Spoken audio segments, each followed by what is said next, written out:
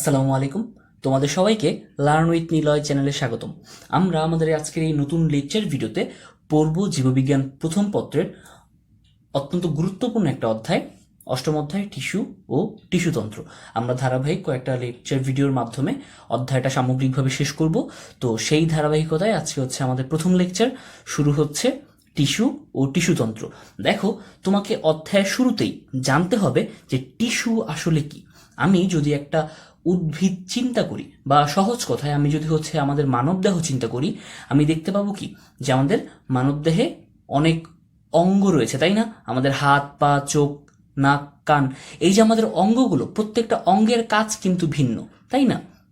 যেমন আমাদের ধরো পৌষ্টিক তন্ত্র বা আমাদের রেচন তন্ত্র, এই যে আমাদের রক্ত সংবহন তন্ত্র, তার মানে এই যে বিভিন্ন তন্ত্র, বিভিন্ন অঙ্গ মিলিয়ে যে তন্ত্র গঠিত হলো, সেই তন্ত্রগুলো কি করে? ভিন্ন ভিন্ন কাজ সম্পাদন করে। কিন্তু ঘুরে ফিরে আমাদের সমগ্র মানবদেহ তো আসলে কোষ দ্বারাই গঠিত, তাই না? তার মানে এই সমস্ত অঙ্গতন্ত্র এরাও হচ্ছে কি দ্বারা গঠিত? এরাও হচ্ছে কোষ দ্বারা গঠিত। তার মানে কি হয় যে কিছু কোষপুঞ্জ বা কিছু কোষ কালেকটিভলি এক ধরনের কাজ করে, তারা হচ্ছে কালেকটিভলি কি করে? ভিন্ন ভিন্ন ধরনের কাজ করে। সেই কালেকটিভলি কোষের ভিন্ন ভিন্ন ধরনের কাজ করার কনসেপ্ট থেকেই টিস্যু এবং টিস্যুতন্ত্রের উদ্ভব। ঠিক আছে, তাহলে আমরা দেখি যে বেসিক্যালি টিস্যু বলতে আসলে কি বোঝায়। খেয়াল করো, টিস্যু হচ্ছে একই উৎস থেকে সৃষ্ট, একই ধরনের কাজ সম্পন্নকারী, সমধর্মী একটি অবিচ্ছিন্ন কোষগুচ্ছকে একত্রে কি বলা হয়? টিস্যু বা কোষকলা। তার মানে টিস্যু বলতে আমি আসলে কি বুঝলাম? টিস্যুর ক্রাইটেরিয়া মাস্ট। এখান থেকে মেডিকেল ভর্তি পরীক্ষায় প্রশ্ন আসে, টিস্যুর বৈশিষ্ট্য নয় কোনটি? তাহলে টিস্যুর বৈশিষ্ট্য আমি কি কি পাচ্ছি? সে হচ্ছে একই রকম উৎস থেকে সৃষ্ট, সে হচ্ছে একই ধরনের কাজ সম্পন্নকারী, সে হচ্ছে সমধর্মী, সে হচ্ছে অবিচ্ছিন্ন কোষ গুচ্ছ। এদেরকে একত্রে বলা হয় টিস্যু বা কোষকলা। ঠিক আছে, তার মানে কি এই টিস্যু সৃষ্টির উদ্দেশ্যটা তাহলে কি দাঁড়ালো? দেখো, টিস্যু সৃষ্টির মূল কারণ হচ্ছে উদ্ভিদ দেহ গঠনকারী কোষের শ্রম বিভাগ। তার মানে হচ্ছে উদ্ভিদের এক একটা অঙ্গ এক একটা কাজ করে। এই যে উদ্ভিদের এক একটা অঙ্গ এক একটা কাজ করে, এই কাজের জন্য কে কোন কাজটা করবে, এই স্পেসিফিকেশনের জন্য আসলে টিস্যুর সৃষ্টি। টিস্যু সৃষ্টির মাধ্যমে সুনির্দিষ্ট হয়ে যায় যে কে কোন কাজটা করবে। তার মানে উদ্ভিদ দেহ গঠনে যে কোষগুলো অংশ নিয়েছে, সেই কোষের শ্রম বিভাগে, অর্থাৎ কোন কোষ কোন কাজ করবে সেটা ডিফারেন্সিয়েট করতেই টিস্যু সৃষ্টি। ঠিক আছে, তার মানে এটা খুবই গুরুত্বপূর্ণ এমসিকিউ। টিস্যু সৃষ্টির মূল কারণ কি? উদ্ভিদ দেহ গঠনকারী কোষের শ্রম বিভাগ। ঠিক আছে, যদি তাই হয় আমাকে জানতে হবে, আমি টিস্যু মানে কি বুঝে গেলাম, আমাকে জানতে হবে টিস্যুর প্রকারভেদ। খেয়াল করো, সাধারণত টিস্যু গঠনকারী কোষের বিভাজন অনুযায়ী টিস্যুকে দুই ভাগে ভাগ করা যায়। কি কথা বললো হচ্ছে যে টিস্যু গঠন করছে যেই কোষ, সেই কোষের বিভাজনের উপর ভিত্তি করে টিস্যুকে কয় ভাগে ভাগ করা যায়? দুই ভাগে। কি কি সেটা?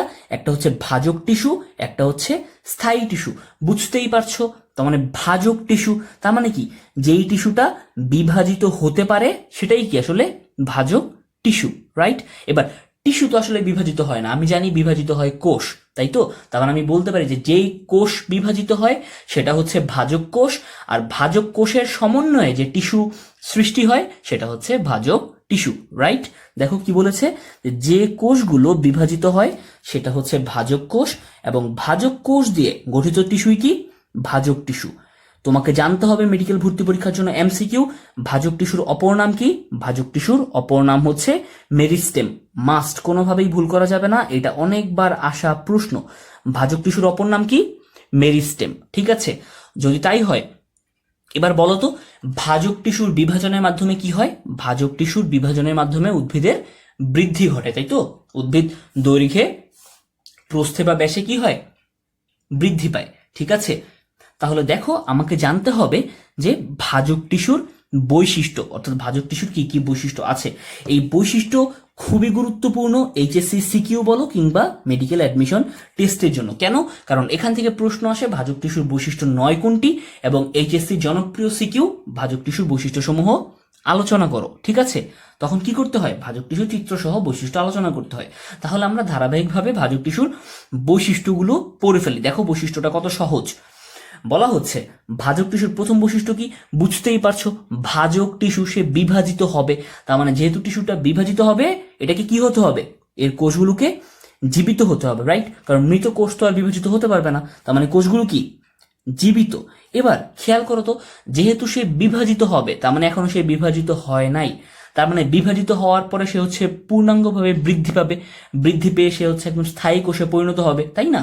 তার মানে যেহেতু সে এখনো পূর্ণাঙ্গ হতে পারে নাই, যেহেতু সে এখনো স্থায়ী হতে পারে নাই, সে এখনো প্রি ম্যাচিওর অবস্থায় আছে, এই কারণে হচ্ছে এই কোষগুলো কি অপেক্ষাকৃত ছোট। বুঝতে পেরেছি? কারণ সে বড় কখন হবে? যখন সে পূর্ণাঙ্গভাবে স্থায়ী কোষ হয়ে যাবে, তখন সে কি হবে? বড় হবে, ঠিক আছে? যতক্ষণ পর্যন্ত সে স্থায়ী হতে না পারছে, ততক্ষণ পর্যন্ত সেটা কি হবে? বৃদ্ধি পেতেই থাকবে। তার মানে ভাজক টিস্যুগুলো অপেক্ষাকৃত ছোট এবং হচ্ছে সমব্যাসীয়। তার মানে এখান থেকে আমি তিনটা কিওয়ার্ড জানলাম। কোষগুলো হচ্ছে জীবিত, অপেক্ষাকৃত ছোট এবং সমব্যাসীয়, ঠিক আছে? প্রথম বৈশিষ্ট্য হয়ে গেল। তারপর দেখো বলছে যে ভাজক টিস্যুর কোষগুলো সর্বদাই বিভাজন ক্ষমতা সম্পন্ন। বুঝতেই পারছি, ভাজক টিস্যু, তার মানে একে তো বিভাজন ক্ষমতা সম্পন্ন হতেই হবে, রাইট? তার মানে ভাজক টিস্যু কোষগুলো সর্বদাই কি বিভাজন ক্ষমতা সম্পন্ন, তার মানে তারা বিভাজিত হতে পারে। এবার দেখো ভাজক টিস্যুর কোষগুলোর আকার আকৃতি কেমন হয়, খুব মজার। ভাজক টিস্যুর কোষগুলো কেমন হয় আমি মনে রাখবো হচ্ছে ষড়ভুজাকার থেকে। আমি কি করব? একটা হেক্সাগোনাল শেপ বা ষড়ভুজাকার থেকে মনে রাখবো যে ভাজক টিস্যুগুলো কেমন। ভাজক টিস্যুগুলো হচ্ছে ষড়ভুজাকার। এবার আমি করব কি, কৌশলে বাকিগুলো মনে রাখবো। দেখো ষড়ভুজ থেকে তুমি করবে কি, তুমি হচ্ছে একটা বাহু বাদ দিয়ে দাও, মানে একটা ভুজ বাদ দিয়ে দাও, তাহলে কি হবে? ষড়ভুজ থেকে একটা বাহু কমে গেলে সেটা কি হয়? পঞ্চভুজ, ঠিক আছে? এবার এই পঞ্চভুজকে আমি করব কি, এই পঞ্চভুজকে আমি হচ্ছে পাঁচ দিক থেকে কি করব? কম্প্রেস করব বা চাপ দিব। যখন এই পঞ্চভুজকে পাঁচ দিক থেকে এভাবে চাপ দেওয়া হয়, সেটা কি হয়ে যাবে? সেটা হয়ে যাবে ডিম্বাকার, ঠিক আছে? এবার দেখো ডিম্বাকার, তার মানে এখন সেটা আমি পঞ্চভুজের মধ্যেই আছি। এবার সেই পঞ্চভুজ থেকে আরেকটা বাহু বা আরেকটা ভুজ কমাও, তাহলে সেটা কি হয়? চতুর্ভুজ, মানে আয়তাকার। দেখো আমাদের কত সহজে ভাজক টিস্যুর আকারগুলো হয়ে গেল। তার মানে সেটা হচ্ছে ষড়ভুজাকার, একটা বাহু কমাবো, পঞ্চভুজাকার, পঞ্চভুজকে পাঁচ দিক থেকে চাপ দিব, ডিমের মতো হয়ে যাবে, তার মানে ডিম্বাকার। সেখান থেকে আরেকটা বাহু কমাবো, তার মানে চতুর্ভুজাকার বা আয়তাকার, ঠিক আছে? তাহলে আমরা ভাজক টিস্যুর আকারগুলো জেনে গেলাম। এবার দেখো চলে আসবো হচ্ছে পরবর্তী পয়েন্টে। বলছে ভাজক টিস্যু, তার মানে তাকে কি হতে হবে? তার মানে তাকে বিভাজিত হতে হবে, রাইট? তার মানে যেহেতু ভাজক টিস্যুকে বিভাজিত হতে হবে, তার মানে এর কোষ প্রাচীর যদি পুরু হয়, তাহলে কি সেটা বিভাজিত হতে পারবে? বিভাজিত হতে সমস্যা হবে না। তার মানে যেহেতু কিছুক্ষণ পরে তাকে বিভাজিত হয়ে যেতে হবে, ভেঙে যেতে হবে, এই কারণে তার যে প্রাচীর আছে, কোষ প্রাচীর, সেই কোষ প্রাচীরটা কি হতে হবে?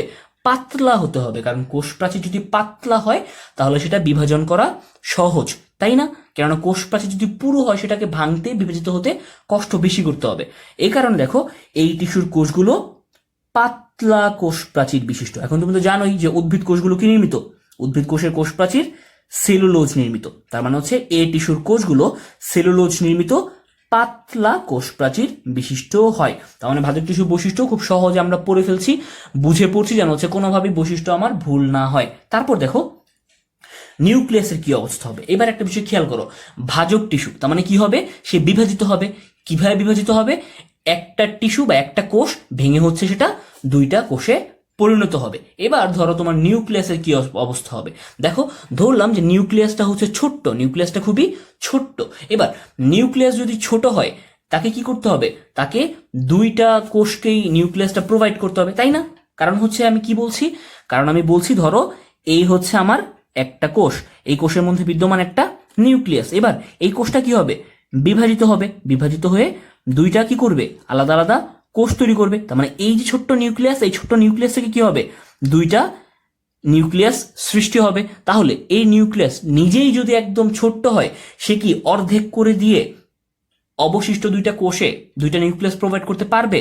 পারবে না। তার মানে কি করতে হবে? তার মানে নিউক্লিয়াসটাকে অনেক বড় হতে হবে। কারণ নিউক্লিয়াসটা যখন অনেক বেশি বড় হবে, তখন কি হবে? সেই নিউক্লিয়াসটা ভেঙে অর্ধেক অর্ধেক হয়ে দুই পাশে বা দুই কোষে যেতে পারবে, ঠিক আছে? এই কৌশল থেকে আমরা মনে রাখবো যে কোষের নিউক্লিয়াসকে কি করতে হবে? কোষের নিউক্লিয়াসকে অপেক্ষাকৃত বড় আকারের হতে হবে, ঠিক আছে? নিউক্লিয়াসকে কি হতে হবে? বড় হতে হবে। তুমি কিন্তু কারণটা জানো, নিউক্লিয়াস কেন বড় হবে? কারণ নিউক্লিয়াস যদি ছোট হয় সেটা ভেঙে দুইটা কোষকে প্রোভাইড করতে পারবে না। তার মানে নিউক্লিয়াস যখন বড় হবে তখন সেটা কি করতে পারবে? সে দুইটা কোষকে খুব সহজেই ভেঙে প্রোভাইড করতে পারবে। ঠিক আছে, যদি এটা বুঝতে পেরে যাই, তারপর দেখো কি পয়েন্ট বলা হচ্ছে যে সেই নিউক্লিয়াসটা কি হবে? দানাদার ঘন সাইটোপ্লাজমে পূর্ণ থাকবে। ঠিক আছে, এবার এটা কিভাবে মনে রাখবো? এটাও খুব সহজ। খেয়াল করো, আমি যদি খাতার মধ্যে একটা ডায়াগ্রাম দেখি, ধরো এই হচ্ছে আমার একটা কোষ। ঠিক আছে, এটা একটা কি কোষ। এবার এই কোষের ভিতরে সে হচ্ছে, ধরো এইটা আসলে একটা আমি ভাজক কোষ ধরলাম। ঠিক আছে, এবার এই ভাজক কোষের ভিতরে কি থাকবে? নিউক্লিয়াস থাকবে। তার মানে তুমি জানো যে ভাজক কোষের নিউক্লিয়াসগুলো কেমন হয়? আকারে অনেক বড় হয়, রাইট? তার মানে এটা হচ্ছে আমার নিউক্লিয়াস, এবং নিউক্লিয়াসটা আকারে অনেক বড়। এবার বলো, এই যে এটা নিউক্লিয়াস যে হলো, এর আশেপাশে কোষের অভ্যন্তরে কি ছিল? আশেপাশে হচ্ছে সাইটোপ্লাজম ছিল, রাইট? আশেপাশে কি ছিল? সাইটোপ্লাজম। এবার এখন হলো কি, নিউক্লিয়াসটা যখন আকারে বড় হলো তখন কি হলো? সাইটোপ্লাজমগুলো চেপে গেল না? সাইটোপ্লাজমগুলো আগের চেয়ে কি পেলো? আগের চেয়ে তারা কম জায়গা পেলো, রাইট? সাইটোপ্লাজমগুলো জায়গা আগের চেয়ে কি হয়ে গেল? কম হয়ে গেল। তার মানে সাইটোপ্লাজমগুলো হচ্ছে চাপা হয়ে গেল এক জায়গায়। এই কারণে সাইটোপ্লাজমগুলো কি হবে? ঘন হয়ে যাবে। ঠিক আছে, এখান থেকে মনে রাখবো যে নিউক্লিয়াস আকারে বড় হয় এবং সাইটোপ্লাজমগুলো কি হয়? ঘন হয়। কিভাবে? যেমন ধরো, এই যদি আমার হচ্ছে ভাজক কোষটা হতো, ধরো ভাজক কোষের এগুলো হচ্ছে সাইটোপ্লাজম, আর হচ্ছে কেন্দ্রস্থ কি থাকতো? নিউক্লিয়াস। এখন নিউক্লিয়াসটা যদি আকারে ছোট হতো তাহলে কি হতো? সাইটোপ্লাজমগুলো বিন্যস্ত থাকার জন্য অনেক বেশি জায়গা পেত। তার মানে তারা হচ্ছে খুবই মৃদুভাবে, হালকাভাবে বিন্যস্ত থাকতো। তারা খুবই কি করতো? স্পেস পেত, তাই তো? কিন্তু হঠাৎ করে আমি কি করলাম? আমি হচ্ছে নিউক্লিয়াসটাকে আমার বড় করে দিলাম। তার মানে নিউক্লিয়াসটাকে যখন আমি বড় করে দিলাম, কি ঘটনা ঘটলো? আগে নিউক্লিয়াস আমার যেই জায়গা দখল করতো, এখন নিউক্লিয়াস তার চেয়ে বেশি জায়গা দখল করতেছে। তার মানে সাইটোপ্লাজমে থাকার জন্য আগে যে জায়গা ছিল, এখন সেই জায়গাটা কি করছে? কমে গেছে। যেহেতু কমে গেছে, তার মানে এখন তারা ঘন হয়ে গাদাগাদি করে অবস্থান করবে। ঠিক এই কারণেই আমি কি বলবো? আমি বলবো হচ্ছে যে সেটা দানাদার ঘন সাইটোপ্লাজমে পূর্ণ থাকে। ঠিক আছে, তার মানে কোষের নিউক্লিয়াসটা আকারে বড় হয় এবং কি হয়? সাইটোপ্লাজমটা দানাদার ঘন হয়। ঠিক আছে, কেন ঘন হয় তুমি কারণটা জানো। যদি তাই হয়, আমরা হচ্ছে ভাজক টিস্যুর বৈশিষ্ট্য এই পেজ থেকে পড়ে ফেললাম। এবার দেখো পরবর্তীতে কি বলা হচ্ছে, যে ভাজক টিস্যুর কোষে সাধারণত কোনো কোষ গহ্বর থাকে না। কেন? তুমি বুঝতেই পারছো, কোষ গহ্বর, ঠিক আছে, সেটা যদি একটা কোষের কি হয়? গার্বেজ সেন্টার হয়, যে সেখানে কোষ তার ময়লা আবর্জনা ফেলবে। ঠিক আছে, এবার একটা বিষয় খেয়াল করো, ভাজক টিস্যু যেহেতু স্থায়ী না, সে কিছুক্ষণ পর কি করবে? ভেঙে যাবে। তার মানে যেহেতু সে কিছুক্ষণ পর ভেঙে যাবে, তার কি এত সুন্দরভাবে পরিপাটি করে একদম ময়লা ফেলার জায়গা, সঞ্চিত খাদ্য রাখার জায়গা, এরকম করে ছোট ছোট ঘর বানানোর কোনো প্রয়োজন আছে? মোটেও নেই। এটা কারা করবে? এটা হচ্ছে স্থায়ী টিস্যুরা করবে। যারা হচ্ছে পার্মানেন্টলি থাকবে, তারা হচ্ছে তাদের খাদ্য বা বর্জ্য রাখার জন্য একটা সুনির্দিষ্ট জায়গা রাখবে, রাইট? এ কারণে হচ্ছে ভাজক টিস্যু যেহেতু একটু পরেই বিভাজিত হয়ে যাবে, তার মানে এটা টেম্পোরারি স্টেট। এ কারণে ভাজক টিস্যুর মধ্যে কি থাকে না? কোনো কোষ গহ্বর থাকে না। বুঝতে পেরেছি? তারপর দেখো, ভাজক টিস্যুর কোষগুলো কি ঘন সন্নিবিষ্ট, একসাথে ঘন সংবদ্ধ হয়ে থাকে, যে কারণে এদের মধ্যে কোনো কি থাকে না? আন্তঃকোষীয় ফাঁক থাকে না। খুবই গুরুত্বপূর্ণ, ভাজক টিস্যু কোষগুলোর মধ্যে কি থাকে না? কোনো আন্তঃকোষীয় ফাঁক থাকে না। এবার দেখো, ভাজক টিস্যু তার মানে সে কি করবে? একটু পরেই বিভাজিত হবে, রাইট? তার মানে বিভাজন হওয়ার জন্য, একটা কোষের বিভাজিত হওয়ার জন্য কি প্রয়োজন হয়? একটা কোষের বিভাজিত হওয়ার জন্য প্রচুর পরিমাণে শক্তির প্রয়োজন হয়। ঠিক আছে, এই শক্তি কই থেকে আসবে? তার মানে সে যে খাদ্য, সেই খাদ্যগুলো বিপাক করে, খাদ্যগুলো ভেঙে সে তার জন্য প্রয়োজনীয় শক্তির যোগান দিবে। ঠিক এই কারণে এই টিস্যুর কোষগুলোর কি বিপাকীয় হার অনেক বেশি। কারণ কি? তাকে অনেক বেশি শক্তি যোগান দিতে হয়, কিছুক্ষণ পর পর তাকে শক্তি প্রোভাইড করতে হয়। কারণ কি? সে কিছুক্ষণ পরে বিভাজিত হয়ে যাবে। এবং ঠিক একই কারণে সে সর্বদা কি করে? সক্রিয় বিপাকীয় অবস্থায় বিরাজ করে। ঠিক আছে, এবার তুমি বুঝতেই পারছো পরবর্তী পয়েন্ট কি হবে? ভাজক টিস্যু, তার মানে সে কিছুক্ষণ পরে বিভাজিত হয়ে যাবে। তার মানে সে হচ্ছে একটা কি টেম্পোরারি স্টেটের মধ্যে আছে, এটা কোনো ফিক্সড স্টেট না। ঠিক এই কারণে এই কোষের মধ্যে কোনো প্রকার কি থাকে না? সঞ্চিত খাদ্য, খরিত বস্তু বা বর্জ্য পদার্থ থাকে না। ঠিক আছে, এর মধ্যে কোনো খাদ্য সঞ্চিত অবস্থায় থাকে না, কোনো খরিত বস্তুও থাকে না, কোনো বর্জ্য পদার্থও থাকে না। কিভাবে থাকতো? কেননা হচ্ছে এইসব জমা রাখার জন্য তার কোষ গহ্বরের প্রয়োজন ছিল। ভাজক টিস্যুতে তো কোনো কোষ গহ্বরও নাই। ঠিক আছে, এবার দেখো পরবর্তী পয়েন্ট বলা হচ্ছে প্লাস্টিডগুলো প্রোপ্লাস্টিড অবস্থায় থাকে। প্রো মানে কি? প্রো মানে হচ্ছে আদি, তার মানে হচ্ছে প্লাস্টিকটা আদি প্লাস্টিড অবস্থায় থাকে, অর্থাৎ প্রি ম্যাচিওর অবস্থায় থাকে। তুমি বুঝতেই পারছো, ভাজক টিস্যু তার মানে সে এখনো স্থায়ী টিস্যু হয় নাই, সে হচ্ছে এখনো ফাইনালাইজ হয় নাই, তার মানে তার মধ্যে যে উপাদানগুলো আছে সেগুলো তো চূড়ান্ত পরিণতি এখনই পেয়ে যাবে না, সেটা হচ্ছে ধীরে ধীরে চূড়ান্ত পরিণতি পাবে। তার মানে হচ্ছে প্লাস্টিকটা তো প্রথমেই প্লাস্টিক হিসেবে থাকবে না, সেটা কি করবে? সেটা আদি প্লাস্টিক বা ইমম্যাচিওর প্লাস্টিক বা প্রোপ্লাস্টিড হিসেবে থাকবে। ঠিক আছে, এবং কোষগুলো আকারে কেমন বুঝতেই পারছো, ভাজক টিস্যুর কোষগুলো আকারে ছোট এবং দৈর্ঘ্য প্রস্থে সমান। কেন ছোট? তোমাকে আমি বলেছিলাম যে তারা পরবর্তীতে যখন স্থায়ী টিস্যুতে রূপান্তরিত হবে তখন তারা একটা ফিক্সড বড় সাইজে কনভার্ট হবে। ঠিক আছে, আপাতত তারা ছোট। তাহলে যদি তাই হয়, দেখো আমরা ভাজক টিস্যুর 11টা বৈশিষ্ট্য ছিল, খুব সহজে সেই 11টা বৈশিষ্ট্য আমরা কি করলাম? শিখে ফেললাম। ইনশাল্লাহ ভাজক টিস্যুর বৈশিষ্ট্য থেকে কোনো জায়গায় তোমাদের ভুল হবে না বা কোনো জায়গায় তোমরা আটকাবে না, এখান থেকে এমসিকিউ আসুক বা সিকিউতে লিখতে বলুক। এবার দেখো ভাজক টিস্যুর কাজ। ভাজক টিস্যু তার মানে সে কি করবে? বিভাজিত হবে, বিভাজিত হয়ে সে কি কাজ আসলে করবে বুঝতেই পারছো। যেগুলো শীর্ষস্থ ভাজক টিস্যু, তার মানে শীর্ষের দিকে যে ভাজক টিস্যুগুলো আছে তারা কি করবে? তাদের বিভাজনের মাধ্যমে উদ্ভিদ দৈর্ঘ্যে বৃদ্ধি পাবে, রাইট। যেগুলো হচ্ছে পার্শ্বীয় ভাজক টিস্যু, তার মানে যে ভাজক টিস্যুগুলো হচ্ছে গাছের দুই পাশে আছে, তাদের বিভাজনে কি হবে? তাদের বিভাজনের ফলে উদ্ভিদের ব্যাস বৃদ্ধি পাবে, রাইট। পার্শ্বীয় ভাজক টিস্যু বিভাজনে কি হয়? উদ্ভিদের ব্যাস বৃদ্ধি পায়। এবং দেখো এই ভাজক টিস্যুগুলো বিভাজিত হতে হতে হতে হতে একটা সময় কি করবে? একটা সময় তারা আর বিভাজিত হবে না, তাই না? তাদের বিভাজন ক্ষমতা লোপ পেয়ে যাবে। তখন তারা কি করবে? তখন তারা হচ্ছে স্থায়ী টিস্যুতে পরিণত হয়ে যাবে। তার মানে ভাজক টিস্যুগুলো বিভাজিত হতে হতে হতে হতে যখন আর বিভাজিত হতে পারে না তখন তারা কিসে পরিণত হয়? তখন তারা স্থায়ী টিস্যুতে পরিণত হয়। ঠিক আছে, এবং দেখো ভাজক টিস্যু বিভাজনের মাধ্যমে কি করে? ঠিক মানব দেহে যেভাবে কোষ বিভাজন হয় ঠিক একইভাবে ভাজক টিস্যুর বিভাজনের মাধ্যমে কি হয়? উদ্ভিদের ক্ষতস্থান কি হয়? পূরণ হয়। তার মানে আমরা খুব সহজে কি করলাম? ভাজক টিস্যুর কাজ পড়ে ফেললাম। ঠিক আছে, এবার বলতো শীর্ষস্থ ভাজক টিস্যুর বিভাজনে উদ্ভিদ যেহেতু দৈর্ঘ্যে বৃদ্ধি পায়, তার মানে কি? এর ফলে কি হয়? ছোট গাছ ক্রমে লম্বা হয়ে যায়, রাইট। পার্শ্বীয় ভাজক টিস্যুর বিভাজনে যেহেতু উদ্ভিদের ব্যাস বৃদ্ধি পায়, এই কারণে কি হয়? সরু কাণ্ড বা গাছের কাণ্ড ক্রমে কি হয়? মোটা হয়। ঠিক আছে, তার মানে আমরা ভাজক টিস্যুর বৈশিষ্ট্য পড়ে ফেললাম, ভাজক টিস্যুর কাজ পড়ে ফেললাম। যদি তাই হয় আমরা চলে আসবো ভাজক টিস্যুর শ্রেণী বিভাগ। দেখো ভাজক টিস্যুর শ্রেণী বিভাগ, এখান থেকে হচ্ছে মেডিকেল ভর্তি পরীক্ষায় প্রচুর প্রশ্ন আসে এবং হচ্ছে এইচএসসিতে শ্রেণী বিভাগ আলোচনা করতে বলে। তার মানে এই অংশটা আমাকে খুব মনোযোগ দিয়ে পড়তে হবে, কিন্তু আমাদের এখানে এই অংশটা একটু অগোছালো করে আলোচনা করা আছে। তো এর জন্য আমরা করব কি, যে শ্রেণী বিভাগটা আমরা হচ্ছে পড়ব পরবর্তী পেজে এই যে ভাজক টিস্যুর প্রকার ভেদে যে ছকটা আছে এই ছকটা থেকে। ঠিক আছে, তাহলে আমরা এখন পড়ব ভাজক টিস্যুর শ্রেণী বিভাগ।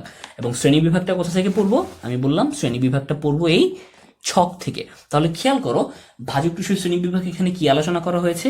চারটা ভিন্ন ভিন্ন ক্রাইটেরিয়ার উপর ভিত্তি করে ভাজক টিস্যুকে শ্রেণী বিভক্ত করা হয়েছে। সেই ক্রাইটেরিয়াগুলো কি? প্রথমে হচ্ছে উৎপত্তি অনুসারে, তার মানে উৎপত্তি অনুসারে ভাজক টিস্যু কত প্রকার।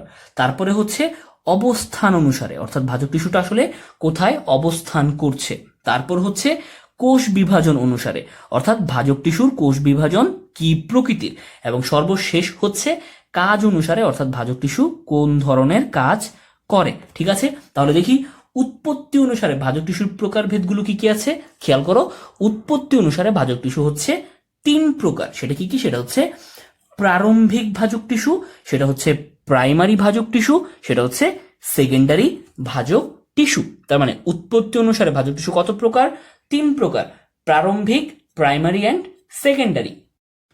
যদি তাই হয়, যেহেতু এখান থেকে আমরা প্রাথমিক ধারণাটা নিয়ে নিলাম, আমরা এবার তাহলে রিডিং এ চলে আসি। দেখো রিডিং এর মধ্যে ভাজক টিস্যুর শ্রেণী বিভাগ আমরা মাত্র জানলাম যে ভাজক টিস্যুকে বেশ কয়েকটা ক্রাইটেরিয়ার উপর বিশেষ করে ভাগ করা হয়। সেই ক্রাইটেরিয়াগুলো কি? সেটা হচ্ছে উৎপত্তি অনুসারে, সেটা হচ্ছে অবস্থান অনুসারে, সেটা হচ্ছে কোষ বিভাজন অনুসারে, সেটা হচ্ছে কাজ অনুসারে। তো আমাদের প্রথম ক্রাইটেরিয়া যেটা নিয়ে আমরা আলোচনা করব সেটা হচ্ছে উৎপত্তি অনুসারে ভাজক টিস্যুর শ্রেণী বিভাগ। দেখো উৎপত্তি অনুসারে ভাজক টিস্যুকে কয় ভাগে ভাগ করা যায় যেন আমরা জেনে এসেছি? 3 ভাগে ভাগ করা যায়। সেটি কি কি? সেটা হচ্ছে প্রারম্ভিক ভাজক টিস্যু, সেটা হচ্ছে প্রাইমারি ভাজক টিস্যু, সেটা হচ্ছে সেকেন্ডারি ভাজক টিস্যু। আমরা এবার জানবো যে প্রারম্ভিক, প্রাইমারি এবং সেকেন্ডারি বলতে আসলে কি বোঝায়। ঠিক আছে, তাহলে চলে আসি প্রারম্ভিক ভাজক টিস্যু। দেখো, তোমাকে জানতে হবে প্রারম্ভিক ভাজক টিস্যুর অপর নাম কি। প্রারম্ভিক ভাজক টিস্যুর অপর নাম হচ্ছে প্রোমেরিস্টেম, কোনোভাবেই ভুল করা যাবে না। তুমি যেহেতু জানো যে ভাজক টিস্যুর অপর নাম কি, মেরিস্টেম, তার মানে প্রারম্ভিক বা আদি বা শুরুতে, তার মানে এর অপর নাম হচ্ছে প্রোমেরিস্টেম। কোনোভাবেই কিন্তু সেটা কি করা যাবে না, ভুল করা যাবে না। প্রোমেরিস্টেম বা প্রারম্ভিক ভাজক টিস্যু। তার মানে একটা বিষয় খেয়াল করো, প্রারম্ভিক ভাজক টিস্যু, তার মানে এটা দিয়ে আমি কি বুঝতে পারছি, তার মানে প্রারম্ভ, এখান থেকে সূচনা হচ্ছে, রাইট। তার মানে সেটা কোথায় থাকবে, মূল বা কাণ্ডের অগ্রভাগের শীর্ষ দেশে একটা ক্ষুদ্র অঞ্চল থাকবে, যেখান থেকে কি হবে, পরবর্তীতে প্রাইমারি ভাজক টিস্যুর উৎপত্তি ঘটবে। সেটাকে কি বলা হয়, প্রারম্ভিক ভাজক টিস্যু। তার মানে এর মানে আসলে কি বোঝালো, একটা বিষয় খেয়াল করো, খুব সহজ। ধরো এই হচ্ছে কি, এটা হচ্ছে আমার একটা উদ্ভিদের মূল, ঠিক আছে, এটা একটা উদ্ভিদের মূল। তার মানে এই যে উদ্ভিদের মূল, মূলের একদম শীর্ষ দেশে একটা অঞ্চল থাকবে, যেখানে সর্বপ্রথম কি হবে, যেখানে সর্বপ্রথম বৃদ্ধি শুরু হবে। এবং তার কাজ কি, তার কাজ হচ্ছে শুধুমাত্র প্রাইমারি ভাজক টিস্যু সৃষ্টি করে দেওয়া। তার মানে সে ভাজক টিস্যু সৃষ্টির সূচনাটা করে দিয়েছে, ইনিশিয়েট করে দিয়েছে। সে কি সৃষ্টির মাধ্যমে, সে প্রাইমারি ভাজক টিস্যু সৃষ্টির মাধ্যমে। পরবর্তীতে সেই প্রাইমারি ভাজক টিস্যুগুলো বারবার বারবার বিভাজিত হয়ে কি করবে, এই মূলের বৃদ্ধি ঘটাবে। বুঝতে পারলাম কথাটা। তার মানে এখানে কি কথা আসলো, এখানে আসলো শুধুমাত্র যে প্রারম্ভিক ভাজক টিস্যুর কাজ হচ্ছে প্রাইমারি ভাজক টিস্যুকে সৃষ্টি করে দেওয়া, এবং পরবর্তীতে সেই প্রাইমারি ভাজক টিস্যু বারবার বিভাজিত হয়ে মূলের বা কাণ্ডের বা উদ্ভিদের বৃদ্ধি ঘটাবে। ঠিক আছে, তার মানে প্রারম্ভিক ভাজক টিস্যু কি করে, প্রারম্ভিক ভাজক টিস্যু শুধুমাত্র বৃদ্ধিটার সূচনা করে দেয়। যদি তাই হয়, দেখো বইয়ের মধ্যে ঠিক এই কথাটাই বলেছে, মূল বা কাণ্ডের অগ্রভাগের শীর্ষ দেশে একটা ক্ষুদ্র অঞ্চল থাকে, যেখানে কি হয়, প্রাইমারি ভাজক টিস্যুর উৎপত্তি ঘটে। তার মানে প্রারম্ভিক ভাজক টিস্যু সে প্রাইমারি ভাজক টিস্যুকে সৃষ্টি করে দেয়, এবং এই অঞ্চল থেকে কি হয়, এই অঞ্চল থেকেই প্রথম বৃদ্ধি শুরু হয়। খুবই গুরুত্বপূর্ণ এমসিকিউ, কোন অঞ্চল থেকেই প্রথম বৃদ্ধি শুরু হয়, অ্যান্সার হ্যাজ টু বি প্রোমেরিস্টেম বা প্রারম্ভিক ভাজক টিস্যু। তার মানে প্রারম্ভিক ভাজক টিস্যু থেকে কি হচ্ছে, সর্বপ্রথম বৃদ্ধি শুরু হচ্ছে। কিভাবে, প্রারম্ভিক ভাজক টিস্যু সে প্রাইমারি ভাজক টিস্যু সৃষ্টির মাধ্যমে বৃদ্ধি প্রক্রিয়ায় অংশ নিচ্ছে। ঠিক আছে, এবার তাহলে চলে আসবো আমরা পরবর্তী ভাজক টিস্যু, যেটা হচ্ছে প্রাইমারি ভাজক টিস্যু। তুমি বুঝতেই পারছো সেটা কি থেকে সৃষ্ট, এই প্রাইমারি ভাজক টিস্যু সেটা আসলে প্রারম্ভিক ভাজক টিস্যু থেকেই সৃষ্ট, তাই না। প্রারম্ভিক ভাজক টিস্যু কি করে, প্রাইমারি ভাজক টিস্যুটা সৃষ্টি করে। এবার এই প্রাইমারি ভাজক টিস্যু জানতে আমি শুধু একটা কিওয়ার্ড জানবো। সেই কিওয়ার্ডটা কি, সেই কিওয়ার্ডটা হচ্ছে ভ্রূণাবস্থায়। তার মানে যে ভাজক টিস্যু উদ্ভিদের ভ্রূণাবস্থায় উৎপত্তি লাভ করে তাকে কি বলা হয়, তাকে বলা হয় প্রাইমারি ভাজক টিস্যু। কেন ভ্রূণাবস্থায়, ওই যে প্রারম্ভিক ভাজক টিস্যু সেই ভ্রূণটা সৃষ্টি করে দিয়েছিল, রাইট। তার মানে হচ্ছে ভ্রূণাবস্থায় যেই টিস্যুর উৎপত্তি লাভ হয় সেটা হচ্ছে প্রাইমারি ভাজক টিস্যু। কিভাবে মনে রাখবো, মনে রাখাটা খুব সহজ। মনে রাখবো হচ্ছে ভ্রূণ মানে হচ্ছে বাচ্চা, একদম ক্ষুদ্র শিশু। শিশুকে আমি কোন স্কুলে ভর্তি করি, শিশুকে আমি ভর্তি করি প্রাইমারি স্কুলে, রাইট, প্রাইমারিতে। তার মানে হচ্ছে যে ভাজক টিস্যু ভ্রূণাবস্থায় উৎপত্তি লাভ করে তাকে কি বলা হচ্ছে, প্রাইমারি ভাজক টিস্যু। ঠিক আছে, এবার এটা জাস্ট আমি তোমাকে বোঝানোর জন্য বললাম যে ভ্রূণ মানে আসলে শিশু। তুমি তো আসলে জানো বেসিক্যালি আমরা যদি হিউম্যান বায়োলজি চিন্তা করি, হিউম্যান অ্যানাটমির বেসিসে ভ্রূণ মানে কি, এখনো পরিস্ফুটনরত শিশু, তাই তো, যে হচ্ছে এখনো কি হয় নাই, পৃথিবীতে আসেনি। কিন্তু আমরা জাস্ট কৌশল হিসেবে মনে রাখার কৌশল হিসেবে মনে রাখবো যে ভ্রূণ মানে বাচ্চা শিশু, ছোট শিশু। তার মানে ছোট শিশুকে আমি ভর্তি করি প্রাইমারি স্কুলে, তার মানে ভ্রূণাবস্থায় উৎপত্তি লাভ করবে প্রাইমারি ভাজক টিস্যু। তোমাকে জানতে হবে এটা কোথায় থাকে। তুমি কিছুক্ষণ আগে প্রোমেরিস্টেম বা প্রারম্ভিক ভাজক টিস্যুর সেক্ষেত্রে পড়ে এসেছো, সেটা কোথায়, মূল বা কাণ্ডের শীর্ষে প্রাইমারি ভাজক টিস্যু থাকে। ঠিক আছে, এবং এই প্রাইমারি ভাজক টিস্যুর বিভাজনের ফলে যেন কি হয়, প্রাইমারি ভাজক টিস্যুর বিভাজনের ফলে উদ্ভিদ কি হয়, দৈর্ঘ্যে বৃদ্ধিপ্রাপ্ত হয়। এবং এই টিস্যুটা অর্থাৎ এই প্রাইমারি ভাজক টিস্যুটা আমৃত্যু বিভাজনক্ষম থাকে। তার মানে হচ্ছে সবসময় সে কি হতে পারে, সে বিভাজিত হতে পারে। ঠিক আছে, তোমাকে জানতে হবে প্রাইমারি ভাজক টিস্যুর উৎপত্তি কোথা থেকে। তুমি যদি বুঝে পড়ো, আমি তোমাকে বুঝিয়ে পড়াচ্ছি, কারণ হচ্ছে এখান থেকে এমসিকিউ আসবে এবং সেই এমসিকিউ গুলো বিচ্ছিন্ন লাইন হিসেবে তুমি পড়ে মনে রাখতে পারবে না। এই কারণে তুমি যদি হচ্ছে বুঝে পড়ো, এই বিচ্ছিন্ন এমসিকিউ গুলো অ্যান্সার করা সহজ। তাহলে দেখো, এই প্রাইমারি ভাজক টিস্যু সৃষ্টি হচ্ছে কোথা থেকে। তুমি কিছুক্ষণ আগে জেনে এসেছো, ওই যে প্রারম্ভিক ভাজক টিস্যু ছিল প্রোমেরিস্টেম, এই প্রোমেরিস্টেম প্রাইমারি ভাজক টিস্যু সৃষ্টির মাধ্যমে বৃদ্ধি সূচনা করছিল। তার মানে প্রাইমারি ভাজক টিস্যু সৃষ্টি হয় কই থেকে? প্রোমেরিস্টেম বা প্রারম্ভিক ভাজক টিস্যু থেকে। দেখো, প্রারম্ভিক ভাজক টিস্যু থেকে এদের উৎপত্তি হয়। তার মানে প্রাইমারি ভাজক টিস্যুর উৎপত্তি কোথা থেকে?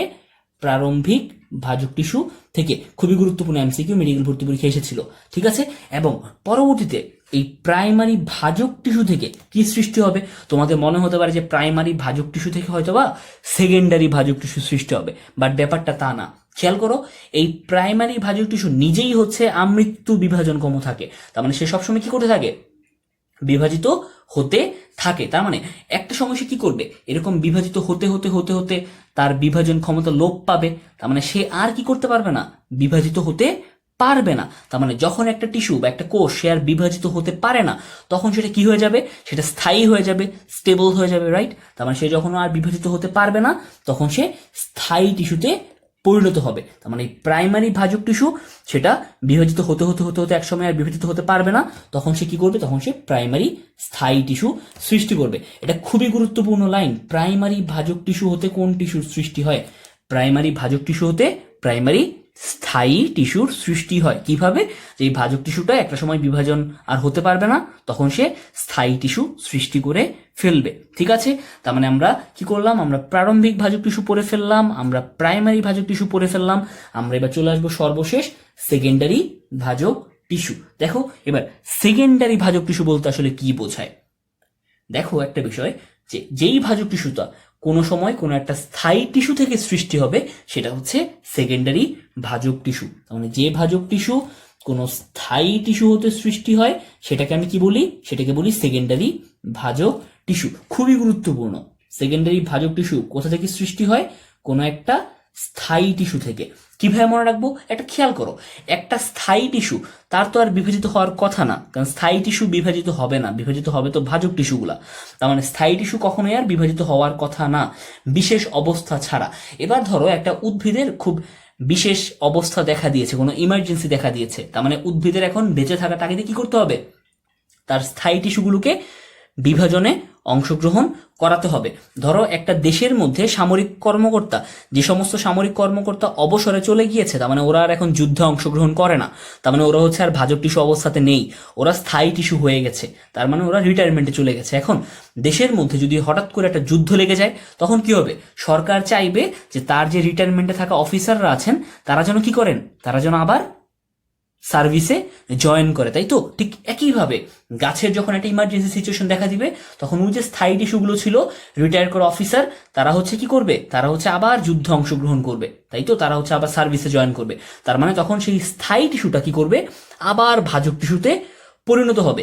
যেহেতু স্থায়ী টিস্যু ভাজক টিস্যুতে পরিণত হচ্ছে, তার মানে এটিকে প্রাথমিকভাবে, সাধারণভাবে মোটেও না, তার মানে সেটা হচ্ছে পরবর্তীতে একটা সেকেন্ডারি ফেজে, রাইট? ঠিক এই কারণে এটাকে বলা হয় সেকেন্ডারি ভাজক টিস্যু। তার মানে যেই ভাজক টিস্যুগুলো কোনো স্থায়ী টিস্যু হতে পরবর্তীতে সৃষ্টি হয়, সেকেন্ড টাইম কোনো একটা সার্ভিসের জন্য বা কোনো একটা ইমার্জেন্সি সৃষ্টি হয়, সেটা হচ্ছে আমার সেকেন্ডারি ভাজক টিস্যু। তোমাকে জানতে হবে, যেহেতু সেকেন্ডারি ভাজক টিস্যু, তার মানে সেটা অবশ্যই ভ্রূণাবস্থায় সৃষ্টি হওয়ার কোনো সুযোগ নাই, অনেক পরে কোনো একটা ইমার্জেন্সিতে সৃষ্টি হবে। উদাহরণ তোমাকে জানতে হবে সেকেন্ডারি ভাজক টিস্যু উদাহরণ কি কি? কর্ক ক্যাম্বিয়াম এবং ইন্টারফ্যাসিকুলার ক্যাম্বিয়াম মাস্ট। সেকেন্ডারি ভাজক টিস্যুর উদাহরণ কর্ক ক্যাম্বিয়াম এবং ইন্টারফ্যাসিকুলার ক্যাম্বিয়াম। দুইটা ক্যাম্বিয়াম হচ্ছে সেকেন্ডারি ভাজক টিস্যুর উদাহরণ। যদি তাই হয়, খেয়াল করো, আমরা উৎপত্তি অনুসারে ভাজক টিস্যুর শ্রেণী বিভাগ পড়ে ফেললাম, তাই না? এখান থেকে আমরা কি করলাম? উৎপত্তি অনুসারে ভাজক টিস্যুর যে তিনটা শ্রেণী বিভাগ ছিল, প্রারম্ভিক, প্রাইমারি, সেকেন্ডারি, পড়ে ফেললাম। এবার আমরা চলে আসবো অবস্থান অনুসারে ভাজক টিস্যুর শ্রেণী বিভাগ। তার মানে ভাজক টিস্যু কোথায় অবস্থান করে তার উপর বিশেষ করে ভাজক টিস্যুকে কয় ভাগে ভাগ করা যায়? এটাও 3 ভাগে। সেটা কি কি? শীর্ষক ভাজক টিস্যু, সেটা হচ্ছে পার্শ্বীয় ভাজক টিস্যু, সেটা হচ্ছে ইন্টার ক্যালোরি বা নিবেশিত ভাজক টিস্যু। ঠিক আছে, তার মানে অবস্থান অনুসারে ভাজক টিস্যু 3 প্রকার: শীর্ষক, ইন্টার ক্যালোরি বা নিবেশিত, এবং হচ্ছে পার্শ্বীয় ভাজক টিস্যু। যদি তাই হয়, দেখো আমরা রিডিং এর মধ্যে চলে আসি, ঠিক এই কথাটাই এখানে বলা হচ্ছে। এবার আমরা চলে আসবো যেটা পড়ছিলাম, অবস্থান অনুসারে ভাজক টিস্যুর শ্রেণী বিভাগ। ঠিক আছে, তার মানে উদ্ভিদের কোন অংশ অবস্থান করে তার উপর বেসিস করে ভাজক টিস্যুকে ভাগ করা যায় শীর্ষস্থ, ইন্টার ক্যালোরি বা নিবেশিত এবং পার্শ্বীয়। এবার আমরা জানবো যে এদের মানে আসলে কি। একটা বিষয় খেয়াল করো, শীর্ষস্থ ভাজক টিস্যু তুমি বুঝতেই পারছো, তার মানে যেই ভাজক টিস্যুটা কি করে, উদ্ভিদের শীর্ষে অবস্থান করে, রাইট? তার মানে উদ্ভিদের সম্মুখ ভাগে উপরের প্রান্তে অর্থাৎ শীর্ষে অবস্থান করে, সেটা কি শীর্ষস্থ ভাজক টিস্যু। এবং এই শীর্ষস্থ ভাজক টিস্যুর বিভাজনে কি হওয়া উচিত? দেখো, শীর্ষস্থ ভাজক টিস্যুর বিভাজনে উদ্ভিদ লম্বায় বৃদ্ধি পায়, রাইট? তার মানে সে কি হবে, বারবার বিভাজিত হবে, বিভাজিত হয়ে উদ্ভিদে কি করবে, লম্বায় বৃদ্ধি পাবে। ঠিক আছে, তার মানে দেখো শীর্ষস্থ ভাজক টিস্যু এখানে তাই বলা হয়েছে, মূল কাণ্ড বা এদের শাখা প্রশাখার শীর্ষে অবস্থিত ভাজক টিস্যুগুলোকে বলা হয় শীর্ষস্থ ভাজক টিস্যু। এছাড়া পাতা বা ফলের শীর্ষেও সেটা থাকতে পারে। এবং শীর্ষস্থ ভাজক টিস্যুর বিভাজনে কি হয়, উদ্ভিদের অঙ্গে দৈর্ঘ্যে বৃদ্ধি হয়, তার মানে উদ্ভিদগুলো দৈর্ঘ্যে বৃদ্ধি প্রাপ্ত হয়, তারা হচ্ছে লম্বা হয়। ঠিক আছে, এবং এই শীর্ষস্থ ভাজক টিস্যুগুলো কি তৈরি করে, খুবই গুরুত্বপূর্ণ, বুঝতেই পারছো, শীর্ষস্থ ভাজক টিস্যু তার মানে একটা সময় তারা বিভাজিত হতে হতে হতে হতে কি করবে, একটা সময় তারা বিভাজন ক্ষমতা হারিয়ে ফেলবে, তার মানে তারা প্রাথমিক স্থায়ী টিস্যু সৃষ্টি করবে। ঠিক আছে, শীর্ষস্থ ভাজক টিস্যু কি করে, তারা প্রাথমিক স্থায়ী টিস্যু সৃষ্টি করে। ঠিক আছে, তোমাকে জানতে হবে এরা উৎপত্তি অনুসারে কোন শ্রেণীর, এরা হচ্ছে উৎপত্তি অনুসারে প্রাইমারি প্রকৃতির টিস্যু, রাইট? তার মানে হচ্ছে এরা কি ভ্রূণাবস্থায় উৎপত্তি লাভ করে এবং এদের বিভাজনে উদ্ভিদ দৈর্ঘ্যে বৃদ্ধিপ্রাপ্ত হয়, এই কারণে এরা হচ্ছে উৎপত্তি অনুসারে প্রাইমারি। মাস্ট, এইটা ভুল করা যাবে না। তার মানে শীর্ষস্থ ভাজক টিস্যু আমি পড়ে ফেললাম, আশা করি সমস্যা হচ্ছে না। এবার আমরা চলে আসবো হচ্ছে পরবর্তী পেজে। দেখো, অবস্থান অনুসারে ভাজক টিস্যুর আরেকটা প্রকার, সেটা হচ্ছে ইন্টার ক্যালোরি বা নিবেশিত ভাজক টিস্যু। তুমি বুঝতেই পারছো, ইন্টার ক্যালোরি বা নিবেশিত এর মানেটা কি? এর মানেটা হচ্ছে যেহেতু নিবেশিত, তার মানে কোনো কিছুর মধ্যে সে নিবিষ্ট, কোনো কিছুর ভেতরে সে, তার মানে হচ্ছে সে কিসের ভিতরে, সে হচ্ছে দুইটা স্থায়ী টিস্যুর মাঝখানে অবস্থান করে। ঠিক আছে, তার মানে ইন্টার ক্যালোরি বা নিবেশিত ভাজক টিস্যু সে কি করে, সে হচ্ছে দুইটা স্থায়ী টিস্যুর মাঝখানে কি করে, মাঝখানে সে অবস্থান করে। বুঝতে পেরেছি কথা? তার মানে ইন্টার ক্যালোরি বা নিবেশিত ভাজক টিস্যুর অবস্থান কোথায়, দুইটা স্থায়ী টিস্যুর মাঝখানে। তাহলে দেখো, ঠিক এই কথাটাই বলেছে, দুটি স্থায়ী টিস্যুর মাঝখানে অবস্থিত ভাজক টিস্যুকে কি বলে, ইন্টার ক্যালোরি বা নিবেশিত ভাজক টিস্যু। এইচএসসিতে ক নাম্বারের সংজ্ঞায় আসে, মেডিকেল ভর্তি পরীক্ষায় হুবহু লাইন তুলে দেয়। দুটি স্থায়ী টিস্যুর মাঝখানে অবস্থিত ভাজক টিস্যুকে কি বলে, ইন্টার ক্যালোরি বা নিবেশিত ভাজক টিস্যু। ঠিক আছে, এবং এরাও কোন প্রকৃতির, খেয়াল করো, তুমি যদি হচ্ছে উৎপত্তি অনুসারে চিন্তা করো, এরাও হচ্ছে প্রাইমারি প্রকৃতির, তার মানে হচ্ছে এরা ভ্রূণাবস্থায় সৃষ্ট হয়। তোমাকে জানতে হবে ইন্টার ক্যালোরি বা নিবেশিত ভাজক টিস্যুর উদাহরণ কারা কারা বা হচ্ছে কোন কোন উদ্ভিদে আমি দেখতে পাই। দেখো, ঘাস জাতীয় উদ্ভিদে পাইন, হর্সটেল প্রভৃতি উদ্ভিদের পত্রমূল, মধ্যপর্বের গোড়া এবং পর্বসন্ধিতে এবং কি ফুলের বোটায় এই ভাজক টিস্যুগুলো থাকে। তার মানে তোমাকে জানতে হবে ইন্টার ক্যালোরি বা নিবেশিত ভাজক টিস্যু, সে হচ্ছে দুইটা স্থায়ী টিস্যুর মাঝখানে অবস্থান করে। তারপর কি, তারপর হচ্ছে সে উৎপত্তি অনুসারে প্রাইমারি টিস্যু, এবং কোথায় থাকে, ঘাস জাতীয় উদ্ভিদে, পাইন এবং হর্সটেল জাতীয় উদ্ভিদে, এবং সেই উদ্ভিদের কোথায়, উদ্ভিদের পত্রমূল, মধ্যপর্বের গোড়া, পর্বসন্ধি এবং ফুলের বোটায়। প্রশ্ন আসবে, উদ্ভিদের পত্রমূল, মধ্যপর্বের গোড়া, পর্বসন্ধি বা ফুলের বোটায় কোন ভাজক টিস্যু উপস্থিত থাকে? Answer has to be intercalary ভাজক টিস্যু, তাই তো? অথবা প্রশ্ন আসবে, নিচের কোনটিতে ইন্টার ক্যালোরি ভাজক টিস্যু বিদ্যমান থাকে না? পত্রমূল, মধ্যপর্বের গোড়া, পর্বসন্ধি, ফুলের বোটা। এখান থেকে অপশনগুলো দিয়ে দিবে, তার মানে মাস্ট, কোনোভাবে এটা ভুল করা যাবে না। এবার আমরা চলে আসবো পরবর্তী অবস্থান অনুসারে ভাজক টিস্যুর প্রকার, যেটা হচ্ছে পার্শ্বীয় ভাজক টিস্যু। তুমি বুঝতেই পারছো, শীর্ষস্থ ভাজক টিস্যু সে হচ্ছে উদ্ভিদের শীর্ষে ছিল, ইন্টার ক্যালোরি দুইটা স্থায়ী টিস্যুর মাঝখানে ছিল, আর পার্শ্বীয় ভাজক টিস্যু সে কি করবে, উদ্ভিদের পাশে অবস্থান করবে, রাইট? তার মানে দেখো, সে কোথায় অবস্থান করবে, মূল বা কাণ্ডের পার্শ্ব বরাবর লম্বালম্বি ভাবে অবস্থিত ভাজক টিস্যুকে কি বলে, পার্শ্বীয় ভাজক টিস্যু। ঠিক আছে, তার মানে পার্শ্বীয় ভাজক টিস্যু কি, দেখো আমি যদি এই চিত্রটা খেয়াল করি, দেখো এই যে এটা যদি একটা হচ্ছে আমার উদ্ভিদের কাণ্ড হয়, বা আমি ধরো এটা উদ্ভিদের মূলই ধরলাম, তাহলে একটা উদ্ভিদের মূলের পার্শ্ব বরাবর, রাইট, মূলের দুই পাশে কিভাবে লম্বভাবে অবস্থান করে। তার মানে পার্শ্বীয় ভাজক টিস্যুর অবস্থানটা খুবই গুরুত্বপূর্ণ। সেটা হচ্ছে মূল বা কাণ্ডের পার্শ্ব বরাবর লম্বালম্বী ভাবে অবস্থান করে। মজার বিষয় খেয়াল করো, ইন্টার ক্যালোরি বা নিবেশিত ভাজক টিস্যুর মতো এরাও হচ্ছে দুইটা স্থায়ী টিস্যুর মাঝখানে অবস্থান করে। ঠিক আছে, তার মানে এরাও কি করে, দুইটা স্থায়ী টিস্যুর মাঝখানে অবস্থান করে। তুমি ডিফারেন্সিয়েট কিভাবে করবে, এই পার্শ্বীয় ভাজক টিস্যুগুলো লম্বালম্বী ভাবে অবস্থান করে। ঠিক আছে, এবং এই পার্শ্বীয় ভাজক টিস্যু তারা কোথা থেকে উৎপন্ন হয়, দেখো খুবই গুরুত্বপূর্ণ, এরা হচ্ছে স্থায়ী টিস্যু থেকে উৎপন্ন হয়। মাস্ট, পার্শ্বীয় ভাজক টিস্যু কোথা থেকে উৎপন্ন হয়, স্থায়ী টিস্যু হতে উৎপন্ন হয়। তার মানে যেহেতু সে স্থায়ী টিস্যুতে পরবর্তীতে উৎপন্ন হচ্ছে, তার মানে সে কি প্রাইমারি হতে পারবে? সে কোনোভাবেই প্রাইমারি হতে পারবে না। তাকে কি করতে হবে, তাকে হতে হবে সেকেন্ডারি ভাজক টিস্যু, তাই না? তার মানে সে তো প্রাইমারি স্টেটে তৈরি হয় নাই, সে আগে স্থায়ী টিস্যু ছিল, স্থায়ী টিস্যু থেকে একটা সেকেন্ডারি কন্ডিশনে সে আবার তৈরি হয়েছে, তাই তো, উদ্ভিদের একটা ইমার্জেন্সিতে। এই কারণে সে হচ্ছে সেকেন্ডারি ভাজক টিস্যু। তার মানে কোনোভাবেই ভুল করা যাবে না। দেখো, আমাদের শীর্ষস্থ ভাজক টিস্যু, আমাদের ইন্টার ক্যালোরি ভাজক টিস্যু, তারা দুইজনে ছিল প্রাইমারি। তার মানে ইন্টার ক্যালোরিও হচ্ছে প্রাইমারি প্রকৃতির। আমার আগের পেজে খেয়াল করো, আমার আগের পেজে এখানে এই যে শীর্ষস্থ ভাজক টিস্যু ছিল, সেও কি প্রকৃতির, সেও হচ্ছে প্রাইমারি প্রকৃতির। শুধুমাত্র আমার হচ্ছে এই যে এই পেজে থাকা পার্শ্বীয় ভাজক টিস্যু, সে কি প্রকৃতির, সে হচ্ছে সেকেন্ডারি প্রকৃতির। তার মানে সে যেহেতু সেকেন্ডারি প্রকৃতির, সে কোথা থেকে সৃষ্ট, সে হচ্ছে স্থায়ী টিস্যু থেকে সৃষ্ট। যদি তাই হয়, এখান থেকে আর কিছু তোমাকে জানতে হবে না। জানতে হবে যে কথা, সেটা হচ্ছে যেহেতু সে পার্শ্বীয় ভাজক টিস্যু, তার মানে হচ্ছে কি মূল বা কাণ্ডের দুই পাশে অবস্থান করে, এবং তার বিভাজনের ফলে কি হবে, উদ্ভিদটা প্রস্থে বৃদ্ধি পাবে, রাইট? তার মানে পার্শ্বীয় ভাজক টিস্যু বিভাজনের উদ্ভিদ কি হয়, প্রস্থে বৃদ্ধি পায়। তোমাকে জানতে হবে পার্শ্বীয় ভাজক টিস্যুর উদাহরণ, সেটা হচ্ছে ইন্টারফ্যাসিকুলার ক্যাম্বিয়াম, সেটা হচ্ছে কর্ক ক্যাম্বিয়াম। ঠিক আছে, কোনোভাবেই কিন্তু ভুল করা যাবে না। দেখো, এই ইন্টারফ্যাসিকুলার ক্যাম্বিয়াম এবং কর্ক ক্যাম্বিয়াম সেটা কিন্তু সেকেন্ডারি ভাজক টিস্যুরও উদাহরণ ছিল। তুমি যেহেতু জানো যে পার্শ্বীয় ভাজক টিস্যু সে নিজেও হচ্ছে সেকেন্ডারি ভাজক টিস্যু, তার মানে উদাহরণ সেম, ইন্টারফ্যাসিকুলার ক্যাম্বিয়াম এবং কর্ক ক্যাম্বিয়াম। ঠিক আছে, এরা হচ্ছে পার্শ্বীয় ভাজক টিস্যু। তুমি বুঝতেই পারছো এদের বিভাজনে কি হয়, উদ্ভিদের সেকেন্ডারি বৃদ্ধি ঘটে, তাই তো।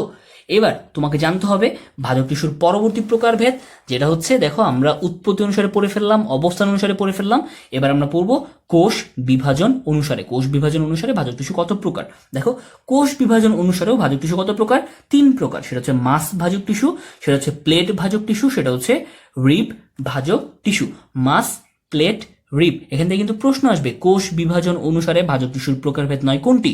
প্রশ্ন আসবে কাজ অনুসারে ভাজক টিস্যুর প্রকারভেদ নয় কোনটি। প্রশ্ন আসবে অবস্থান অনুসারে কিংবা উৎপত্তি অনুসারে ভাজক টিস্যুর প্রকারভেদ নয় কোনটি। তার মানে তোমাকে জানতে হবে সবগুলো 3 প্রকার করে, কোনোভাবেই ভুল করা যাবে না। এবার দেখো তাহলে, অবস্থান অনুসারে আমরা যখন পড়ে ফেললাম, চলে আসছি তাহলে কোষ বিভাজন অনুসারে ভাজক টিস্যুর প্রকারভেদ। ঠিক আছে, দেখো, কোষ বিভাজন অনুসারে তুমি জেনে এসেছো ভাজক টিস্যু কত প্রকার। কোষ বিভাজন অনুসারে ভাজক টিস্যু 3 প্রকার, সেটা হচ্ছে মাস, প্লেট এবং রিব। এই 3 ভাগে সেটা বিভক্ত। এবার আমরা জানবো মাস, প্লেট আর রিব মানে কি। খেয়াল করো, মাস মানে কি তোমাকে জানতে হবে, যেই ভাজক টিস্যুর কোষ বিভাজন, যেহেতু কোষ বিভাজন অনুসারে সেটাকে ভাগ করা হচ্ছে, তার মানে যেই ভাজক টিস্যুর কোষ বিভাজন সবতলে ঘটে, সেটা হচ্ছে মাস ভাজক টিস্যু। ঠিক আছে, তার মানে যদি এইটা আমার 3টা তল হয়, ধরো এটা হচ্ছে আমার এক্স অ্যাক্সিস, এটা হচ্ছে আমার কি ওয়াই অ্যাক্সিস, এবং এটা হচ্ছে আমার জেড অ্যাক্সিস। তার মানে হচ্ছে যেই ভাজক টিস্যুর বিভাজনটা সব তলে ঘটে, আমি সেটাকে কি প্রকৃতির বলবো, সেটাকে আমি বলবো হচ্ছে মাস প্রকৃতির। তার মানে এই মাস বিভাজনের ফলে কি ঘটবে, দেখো উদ্ভিদটা কেমন হচ্ছে, বা উদ্ভিদের যেই অংশটার মধ্যে মাস বিভাজন হচ্ছে সেটা কেমন হচ্ছে, সেটা মনে হচ্ছে না যেন সেটা একটা ঘনত্বে বৃদ্ধিপ্রাপ্ত হচ্ছে, রাইট? তার মানে মাস বিভাজনের ফলে উদ্ভিদটা কি হচ্ছে, ঘনত্বে বৃদ্ধিপ্রাপ্ত হচ্ছে। তার মানে দেখো, তোমাকে যেটা জানতে হবে, যে ভাজক টিস্যুর কোষ বিভাজন সব তলে ঘটে, তার মানে কি 3টা তলেই, তার মানে এখানে লিখে রাখবো আমি হচ্ছে 3D, 3 ডাইমেনশনাল। তার মানে যে ভাজক টিস্যুর কোষ বিভাজন সব তলে ঘটে, সেটা কি মাস ভাজক টিস্যু। এবং এর ফলে কি হয়, এর ফলে কোষগুলো নির্দিষ্ট নিয়মে সজ্জিত না হয়ে একটা কোষপুঞ্জ গঠন করে, রাইট? তার মানে কোন ভাজক টিস্যুর বা কোন বিভাজন অনুসারে কোষপুঞ্জ গঠিত হয়, তুমি দেখতেই পাচ্ছ এই এক্স ওয়াই জেড, তার মানে এই এক্স ওয়াই জেড অক্ষ অনুযায়ী তুমি যদি হচ্ছে 3 তলে বিভাজিত করতে পারো, তাহলে হচ্ছে কোনো ভাবে কি হবে, কোষগুলো একটা নির্দিষ্ট শ্রেণীতে সজ্জিত না হয়ে বরং একটা কোষপুঞ্জ গঠন করবে, রাইট।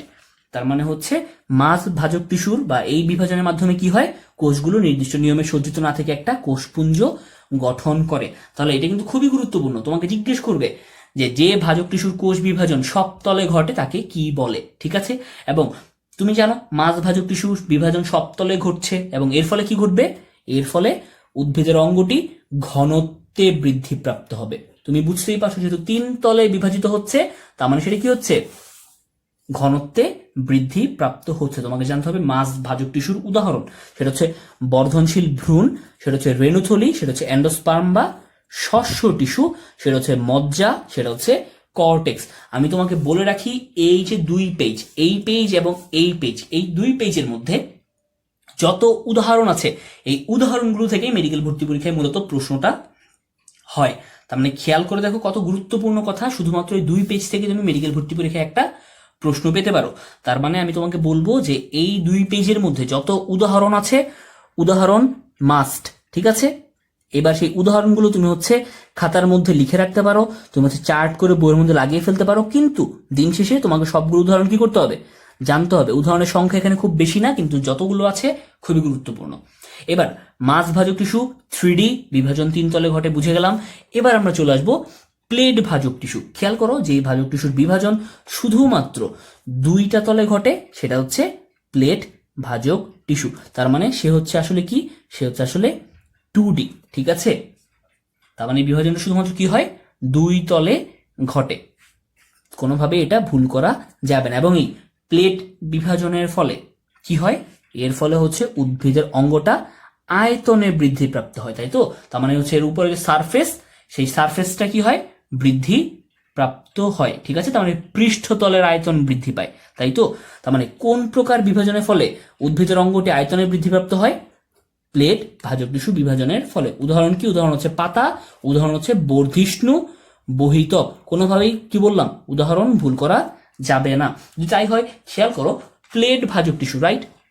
যেহেতু প্লেট ভাজক টিস্যু, তার মানে বিভাজন শুধুমাত্র কি হবে, 2 তলে, তার মানে হচ্ছে শুধুমাত্র এক্স এক্সিস বরাবর, শুধুমাত্র হচ্ছে ওয়াই এক্সিস বরাবর, তাই তো। এবার শুধুমাত্র তুমি যদি 2 তলে বিভাজন বলো, তার মানে শুধুমাত্র সেটা কি হচ্ছে, শুধুমাত্র সেটা দৈর্ঘ্যে বৃদ্ধি পাচ্ছে, শুধুমাত্র সেটা প্রস্থে বৃদ্ধি পাচ্ছে, রাইট। শুধুমাত্র দৈর্ঘ্য এবং প্রস্থে। যদি তাই হয় খেয়াল করো, তুমি যদি একটা পাতা চিন্তা করো, ধরো এটা হচ্ছে আমার একটা পাতা, ঠিক আছে, এতটুকু পর্যন্ত এটা ধরো আমাদের হচ্ছে একটা ছোট্ট পাতা। তাহলে এটা যদি পাতা হয়, তার মানে আমি এখান থেকে কি বুঝতে পারছি, দেখো এটা হচ্ছে পাতার লেন্থ, রাইট, এবং এটা হচ্ছে তার প্রস্থ।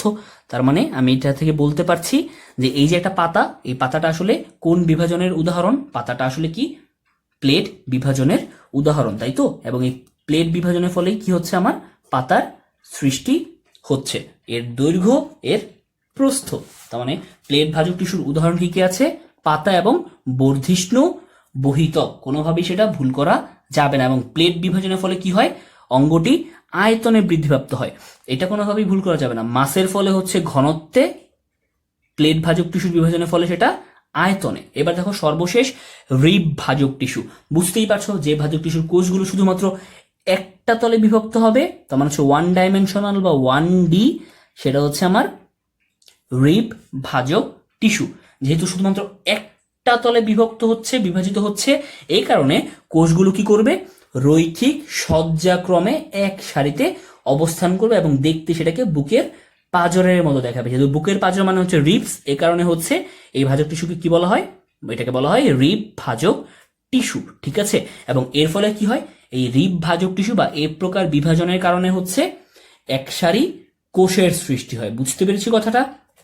উদাহরণ কি, উদাহরণ হচ্ছে বর্ধিষ্ণু মূল, উদাহরণ হচ্ছে কাণ্ডের মজ্জা রশ্মি, ঠিক আছে। এবার কাণ্ডের মজ্জা রশ্মি কি, সেটা হচ্ছে আমরা সামনে জানবো।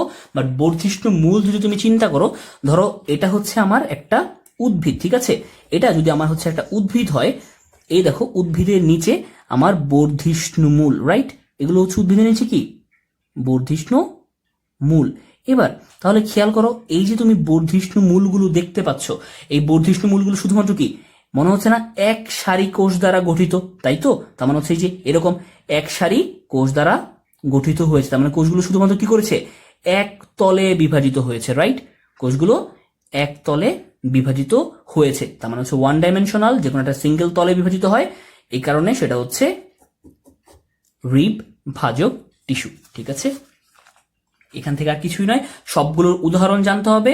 ঠিক আছে, এবং তোমাকে তো বললাম কোন বিভাজনের ফলে ঘনত্বের বৃদ্ধিপ্রাপ্ত হয়, কোন বিভাজনের ফলে হচ্ছে আয়তনের বৃদ্ধিপ্রাপ্ত হয়, কোন বিভাজনের ফলে একসারি কোষ সৃষ্টি হয়, তোমাকে জানতে হবে, এবং কোনটা 3D 2D 1D।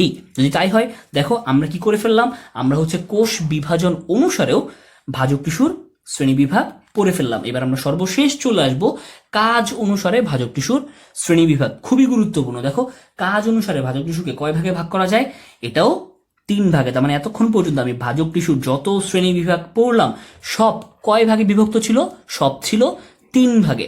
যেন হচ্ছে আমি কখনো ভুলে না যাই, এই কারণে কৌশল হিসেবে আমি লিখে রাখবো সব 3 ভাগে। তার মানে ভাজক টিস্যুর এখানে যত শ্রেণী বিভাগ আছে সব কয় ভাগে বিভক্ত, সব হচ্ছে 3 ভাগে বিভক্ত। ঠিক আছে, তাহলে দেখো এবার কাজ অনুসারে ভাজক টিস্যুর প্রকারভেদ কি কি, সেটাও 3 ভাগে। সেটা হচ্ছে প্রোটোডার্ম, সেটা হচ্ছে প্রোক্যাম্বিয়াম এবং গ্রাউন্ড মেরিস্টেম। ঠিক আছে, কাজ অনুসারে প্রোটোডার্ম, প্রোক্যাম্বিয়াম এবং গ্রাউন্ড মেরিস্টেম। তাহলে এবার দেখি আমরা এখানে চলে আসি কাজ অনুসারে ভাজক টিস্যুর শ্রেণী বিভাগ। খেয়াল করো, কাজ অনুসারে ভাজক টিস্যুকে 3 ভাগে ভাগ করা যায়। কি কি সেটা, প্রোটোডার্ম, প্রোক্যাম্বিয়াম এবং গ্রাউন্ড মেরিস্টেম। তাহলে দেখি প্রোটোডার্ম মানে কি, প্রোক্যাম্বিয়াম বা গ্রাউন্ড মেরিস্টেম মানে আসলে কি। একটা বিষয় খেয়াল করো, প্রোটোডার্ম, এই ডার্ম শব্দটা কোথা থেকে এসেছে, এই ডার্ম শব্দটা এসেছে হচ্ছে ডার্মিস থেকে, রাইট? এই ডার্ম শব্দটা এসেছে ডার্মিস থেকে। ডার্মিস মানে কি, ডার্মিস মানে হচ্ছে ত্বক। তার মানে যেই ভাজক টিস্যু উদ্ভিদের ত্বক সৃষ্টি করে তাকে বলা হয় প্রোটোডার্ম। যেহেতু কাজ বলছি, তার মানে এর কাজ কি, ত্বক সৃষ্টি করা। ঠিক আছে, তার মানে যেই ভাজক টিস্যুর কোষগুলো উদ্ভিদ দেহে ত্বক সৃষ্টি করে তাকে কি বলে, তাকে বলে প্রোটোডার্ম। ঠিক আছে, এবং এর কাজ কি বুঝতেই পারছো, যেহেতু প্রোটোডার্ম সে ত্বক সৃষ্টি করবে, তার মানে মূল, কাণ্ড, শাখা প্রশাখার ত্বক বা বহিরাবরণ সেটা সৃষ্টি করা প্রোটোডার্মের কাজ। ঠিক আছে, এবার তোমাকে জানতে হবে পরবর্তীতে কাজ অনুসারে বিভক্ত করা হচ্ছে প্রোক্যাম্বিয়ামে। এবার এই প্রোক্যাম্বিয়াম কি, দেখো সেটা হচ্ছে ক্যাম্বিয়াম, জাইলেম এবং ফ্লোয়েম সৃষ্টিকারী ভাজক টিস্যুকে বলা হয় প্রোক্যাম্বিয়াম মাস্ট। এবার এই ক্যাম্বিয়াম কি, জাইলেম কি, ফ্লোয়েম কি, সেটা হচ্ছে আমরা অধ্যায়ের সামনে জানবো, কিন্তু আপাতত তুমি শুধুমাত্র এটা জেনে রাখো যে ক্যাম্বিয়াম, জাইলেম এবং ফ্লোয়েম সৃষ্টিকারী ভাজক টিস্যুকে কি বলে, প্রোক্যাম্বিয়াম। সেটা হচ্ছে মেডিকেল ভর্তি পরীক্ষায় প্রশ্ন এসেছিল। এবং একটা খুবই গুরুত্বপূর্ণ কথা, সেটা হচ্ছে পরিবহন টিস্যু সৃষ্টি করা প্রোক্যাম্বিয়ামের কাজ। তার মানে এখানে খুবই গুরুত্বপূর্ণ দুটো আমি ইনফরমেশন পাচ্ছি। এই যে জাইলেম, ফ্লোয়েম, এরা হচ্ছে আসলে পরিবহন টিস্যু। তার মানে এরা হচ্ছে উদ্ভিদে কি করে, খাদ্য এবং পানি পরিবহন করে। ঠিক আছে, খুব মজার বিষয় দেখো, জাইলেম, জাইলেম পরিবহন করে হচ্ছে পানি, ফ্লোয়েম মানে হচ্ছে ফুড, ফুড মানে হচ্ছে খাদ্য, ফ্লোয়েম পরিবহন করে হচ্ছে খাদ্য। তার মানে জাইলেম, ফ্লোয়েম এর হচ্ছে খাদ্য এবং পানি পরিবহন করে, এই কারণে তাদেরকে বলা হয় পরিবহন টিস্যু। তার মানে হচ্ছে এই প্রোক্যাম্বিয়াম যেহেতু জাইলেম, ফ্লোয়েম সৃষ্টি করছে, এই কারণে আমি বলতে পারি যে বেসিক্যালি পরিবহন টিস্যু সৃষ্টি করাও প্রোক্যাম্বিয়ামের কাজ। কোনোভাবেই এই দুটো ইনফরমেশন ভুল করা যাবে না। পরিবহন টিস্যু সৃষ্টি করা কার কাজ। ঠিক আছে, প্রোটোডার্ম হয়ে গেল, প্রোক্যাম্বিয়াম হয়ে গেল, সর্বশেষ হচ্ছে আমার কাজ অনুসারে বিভাজন, সেটা হচ্ছে গ্রাউন্ড মেরিস্টেম। একটা বিষয় খেয়াল করো, গ্রাউন্ড মেরিস্টেম কি বলা হচ্ছে, শীর্ষস্থ ভাজক টিস্যুর যে অংশ বারবার বিভাজিত হয়ে উদ্ভিদ দেহের মূল ভিত্তি গঠন করে, অর্থাৎ কর্টেক্স, মজ্জা কিংবা মজ্জা রশ্মি সৃষ্টি করে, তাদেরকে বলা হয় গ্রাউন্ড মেরিস্টেম। এই সংজ্ঞাটা এইচএসসি জনপ্রিয় ক নাম্বার এবং হচ্ছে মেডিকেল ভর্তি পরীক্ষার এমসিকিউ। ঠিক আছে, তার মানে হচ্ছে গ্রাউন্ড মেরিস্টেম সেটা কি করে, উদ্ভিদ দেহের মূল ভিত্তি সৃষ্টি করে। যদি ব্যাপারটা বুঝতে না পারি, একটা বিষয় খেয়াল করো, খুব সহজ। ধরো আমি একটা উদ্ভিদ দেখতে চাই, আমি উদ্ভিদের প্রথমে আমি কাজ অনুসারে কি পেয়েছিলাম, প্রথমে আমি পেয়েছিলাম হচ্ছে প্রোটোডার্ম, রাইট? তার মানে হচ্ছে উদ্ভিদের বহিরাবরণ। তার মানে এই ধরো এটা হচ্ছে আমার উদ্ভিদ, এবং আমি উদ্ভিদে কি দিলাম, বহিরাবরণ এঁকে ফেললাম। ঠিক আছে, এটা হচ্ছে আমার উদ্ভিদের বহিরাবরণ, বাইরের দিকের আবরণ।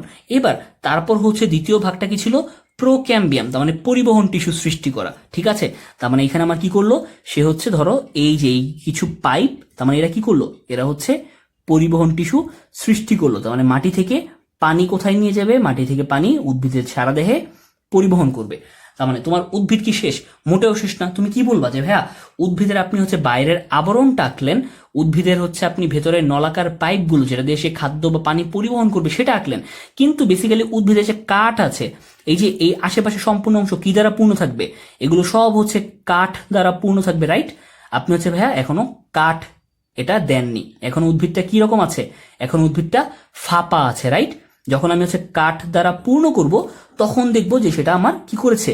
উদ্ভিদ গঠন করে ফেলেছে, ঠিক আছে? তার মানে এই যে কাঠ বা উদ্ভিদ দেহের মূল ভিত্তি, সেটা গঠন করা কার কাজ? সেটা গঠন করা হচ্ছে গ্রাউন্ড মেরিস্টেমের কাজ, ঠিক আছে? তার মানে কি করে? সে হচ্ছে শীর্ষস্থ ভাজক টিস্যু বারবার বিভাজিত হয়ে আমরা যে কাঠ বলছি, তার মানে উদ্ভিদ দেহের মূল ভিত্তি অর্থাৎ কর্টেক্স মজ্জা বা মজ্জারশ্মি সৃষ্টি করে, সেটাই হচ্ছে গ্রাউন্ড মেরিস্টেম। এখন কর্টেক্স কি, মজ্জা কি, মজ্জারশ্মি কি, সেটা তো বললাম আমরা অধ্যায়ের সামনে জানবো, ঠিক আছে? তার মানে তুমি এখন যেটা কাঠ বলতে বোঝো, তুমি কিছুক্ষণ পরে জানবে যে বেসিক্যালি কাঠ বলতে আমরা যেটা বুঝি সেটা হচ্ছে কর্টেক্স মজ্জা এবং মজ্জারশ্মি এদেরই সমষ্টি। যদি তাই হয় তার মানে আমরা খুব ভালোভাবে কি করলাম? আমরা খুব ভালোভাবে ভাজক টিস্যুর প্রকারভেদটা পড়ে ফেললাম, ঠিক আছে? এবং প্রত্যেকটার উদাহরণ আমি তোমাকে বললামই, উদাহরণ মাস্ট, কোনোটার উদাহরণ ভুল করা যাবে না, কার কি কাজ সেটা ভুল করা যাবে না। যদি তাই হয় আমরা এবার চলে আসবো পরবর্তী পৃষ্ঠায়। দেখো পরবর্তী পৃষ্ঠায় একটা কালো বক্স বলা আছে, সেখানে আসলে স্থায়ী টিস্যু সম্পর্কে আলোচনা করা হয়েছে। এতক্ষণ পর্যন্ত আমরা ভাজক টিস্যু পড়ছিলাম, এবার আমরা কি পড়বো? এবার আমরা পড়বো হচ্ছে স্থায়ী টিস্যু, ঠিক আছে? আর এখানে এখানে কি বলা হয়েছে? এই ছকটার মধ্যে বলা হচ্ছে কারা প্রাথমিক টিস্যু, কারা সেকেন্ডারি টিস্যু। তুমি তো বুঝতেই পারছো, এই কর্ক ক্যাম্বিয়াম কর্ক এবং সেকেন্ডারি জাইলেম, সেকেন্ডারি ফ্লোয়েম, এছাড়া বাকি যারা আছে তারা সবাই হচ্ছে প্রাথমিক টিস্যু। মানে এখান থেকে আমাকে সেটা জানতে হচ্ছে না, আমি আসলে আগে পড়ে এসেছি এবং সামনে পড়বো, ধারাবাহিকভাবে সেটা আমার জানা হয়েই যাবে। এবার তাহলে আমরা চলে আসবো স্থায়ী টিস্যুতে। দেখো তুমি ভাজক টিস্যু পড়ে এসেছো, তার মানে এখন স্থায়ী টিস্যু তার বিপরীত। তাহলে ভাজক টিস্যুর মধ্যে তুমি কি পড়ছিলে? যে টিস্যুর কোষগুলো বিভাজনে সক্ষম তারা ছিল ভাজক টিস্যু। আর তাহলে স্থায়ী টিস্যুর ক্ষেত্রে কি হবে? যে টিস্যুর কোষগুলো বিভাজনে অক্ষম, তার মানে যারা হচ্ছে বিভাজিত হয় না, যারা হচ্ছে স্টেবল হয়ে গেছে, তাদেরকে কি বলে? স্থায়ী টিস্যু বলে। কেন তারা স্থায়ী টিস্যু? কারণ হচ্ছে এই টিস্যুর কোষগুলো পূর্ণভাবে বিকশিত এবং সঠিক আকার আকৃতি বিশিষ্ট, তাই তো? তার মানে এরা হচ্ছে আকার আকৃতিতে স্থায়িত্ব পেয়ে গেছে, তার মানে ছোট থেকে এরা হচ্ছে বড় হয়ে গেছে এবং ফিক্সড হয়ে গেছে, এবং হচ্ছে বিকাশেও স্থায়িত্ব লাভ করে গেছে, ঠিক আছে? এরা কি? এরা হচ্ছে বিশেষ অবস্থা ছাড়া আর বিভাজিত হতে পারে না। বলতো স্থায়ী টিস্যু যখন বিশেষ অবস্থায় বিভাজিত হয় তখন যেন তাকে আমরা কি বলি? তখন আমরা তাকে বলি সেকেন্ডারি ভাজক টিস্যু, তাই না? ওই যে সেকেন্ডারি, তার মানে হচ্ছে সেকেন্ডারি কন্ডিশনে স্থায়ী টিস্যু যখন বিভাজিত হয় সেটাকে বলা হয় সেকেন্ডারি ভাজক টিস্যু, ঠিক আছে? এবং স্থায়ী টিস্যুর উদ্ভব কিভাবে ঘটে? দেখো ভাজক টিস্যু হতে কোষের পূর্ণ বিকাশ লাভের পর বিভাজন ক্ষমতা স্থগিত হওয়ার মাধ্যমে স্থায়ী টিস্যুর উদ্ভব ঘটে। তার মানে ভাজক টিস্যু বারবার বিভাজিত হয়ে যখন আর বিভাজিত হতে পারে না তখন কি হয়? স্থায়ী টিস্যুর উদ্ভব ঘটে, ঠিক আছে? তার মানে স্থায়ী টিস্যু থেকে আমি জেনে গেলাম, জানতে হবে স্থায়ী টিস্যুর বৈশিষ্ট্য। এখান থেকে সেম কথা, এইচএসসির জন্য স্থায়ী টিস্যুর বৈশিষ্ট্য আলোচনা করো, মেডিকেল ভর্তি পরীক্ষা বা অ্যাডমিশন টেস্টে আসে স্থায়ী টিস্যুর বৈশিষ্ট্য নয় কোনটি, ঠিক আছে? তাহলে দেখো বৈশিষ্ট্যগুলো কি তুমি বুঝতেই পারছো। প্রথম বৈশিষ্ট্য হচ্ছে স্থায়ী টিস্যু, তার মানে সে আসলে কি? বিভাজনে অক্ষম, তাই না? এবার বলো পরবর্তী কি হবে? টিস্যুতে দুই রকম কোষ থাকে, একটা হচ্ছে জীবিত কোষ, একটা হচ্ছে মৃত কোষ। কিছু কোষ থাকে জীবিত যারা হচ্ছে পরবর্তীতে সেকেন্ডারি বিভাজনে অংশ নেয়, আর কিছু হচ্ছে ফিক্সড যারা হচ্ছে মৃত কোষ, ঠিক আছে? এবার বলো জীবিত কোষে সাইটোপ্লাজম কেমন হবে? জীবিত কোষে সাইটোপ্লাজম হচ্ছে স্বাভাবিকের চেয়ে কম। খেয়াল করো বলেছে জীবিত কোষে সাইটোপ্লাজম স্বাভাবিকের চেয়ে কম, ঠিক আছে? কোনোভাবে কিন্তু ভুল করা যাবে না। আর ভাজক টিস্যুতে কি ছিল? ভাজক টিস্যুতে সাইটোপ্লাজম ছিল অপেক্ষাকৃত ঘন, ঠিক আছে? এবার দেখো 4 নাম্বার ধাপে কি বলা হয়েছে? 4 নাম্বার ধাপে বলা হয়েছে মৃত কোষ প্রোটোপ্লাজম বিহীন। বুঝতেই পারছো সে মৃত কোষ, তার মানে তার মধ্যে কেন হচ্ছে আমার প্রোটোপ্লাজম থাকবে? সে হচ্ছে প্রোটোপ্লাজম বিহীন। 5 নাম্বার ধাপে দেখো কি বলা হয়েছে? এগুলো সব হচ্ছে ভাজক টিস্যুর বিপরীত। দেখো 5 নাম্বার ধাপে বলা হচ্ছে কোষগুলোর প্রাচীর অপেক্ষাকৃত স্থূল, অর্থাৎ বেশ পুরু। কারণ কি? তুমি বুঝতেই পারছো সে স্থায়ী টিস্যু, তার মানে হচ্ছে সে আর বিভাজিত হবে না বিশেষ অবস্থা ছাড়া। তো যেহেতু সে বিভাজিত হবে না, তার যে আবরণ, তার যে দেয়াল, সেটা কি হয়ে গেছে? সেটা অনেক ফিক্সড হয়ে গেছে, সেটা অনেক পুরু হয়ে গেছে। কারণ পাতলা হওয়া তো ভাজক টিস্যুর বৈশিষ্ট্য, যেন সে আবার সহজে বিভাজনে অংশ নিতে পারে। স্থায়ী টিস্যু যেহেতু বিভাজনে অংশ নিবে না, ওর দেয়াল একদম সে মজবুত করে ফেলেছে, পুরু করে ফেলেছে। ঠিক আছে, এবার দেখো পরবর্তী পয়েন্ট বলা হচ্ছে কোষ গহ্বর অপেক্ষাকৃত বড়। তুমি দেখেছিলে ভাজক টিস্যুতে কোনো কোষ গহ্বর ছিলই না, আর স্থায়ী টিস্যু যেহেতু সে পূর্ণভাবে বিকশিত, তার মানে তার কি খাদ্য জমা রাখার জন্য, বর্জ্য পদার্থ নিষ্কাশনের জন্য তার কিছু প্লেস লাগবে, তার কিছু ডাস্টবিন লাগবে। তার মানে সেই ডাস্টবিন হিসেবে কাজ করে হচ্ছে আমার কোষ গহ্বর। তার মানে কোষ গহ্বর থাকে এবং কোষ গহ্বর অপেক্ষাকৃত বড়। ঠিক আছে, এবং দেখো নিউক্লিয়াসের কি অবস্থা হবে, তুমি বুঝতেই পারছিলে ভাজক টিস্যুকে কি করতে হতো, বিভাজিত হওয়ার পর দুইটা ভিন্ন ভিন্ন কোষে নিউক্লিয়াস প্রোভাইড করতে হতো। এই কারণে তার নিউক্লিয়াসকে হতে হতো অনেক বড়, যেন সে ভাগ করে দুই পাশে দিতে পারে। কিন্তু স্থায়ী টিস্যু যেহেতু আর হচ্ছে নিউক্লিয়াস বিভাজনের কোনো প্রয়োজন হচ্ছে না, তার মানে ওর নিউক্লিয়াসটা স্বাভাবিকের চেয়ে ছোট এবং কোথায় অবস্থান করে, কোষের এক পাশে অবস্থান করে। ঠিক আছে, যেহেতু ছোট, কোষের যে কোনো এক পাশে অবস্থান করে। এবং সর্বশেষ পয়েন্ট, স্থায়ী টিস্যুর বৈশিষ্ট্য খুবই গুরুত্বপূর্ণ, সেটা হচ্ছে কোষ প্রাচীরে নানা রকমের নকশা দেখা যায়। তার মানে এখান থেকে কিন্তু প্রশ্ন আসবে, কোন টিস্যুতে কোষ প্রাচীরে নানা রকম নকশা দেখা যায়, অর্থাৎ কোন টিস্যুর কোষ প্রাচীর নানা রকম নকশায় সজ্জিত থাকে, বা কোন টিস্যুর কোষ প্রাচীরে নানা রকম নকশা দেখা যায়। উত্তর কি হবে? উত্তর হবে স্থায়ী টিস্যু। তো আশা করি বুঝতে পেরেছি, এখান থেকে কোনো প্রশ্ন আশা করি থাকবে না। চলে আসবো স্থায়ী টিস্যুর কাজ।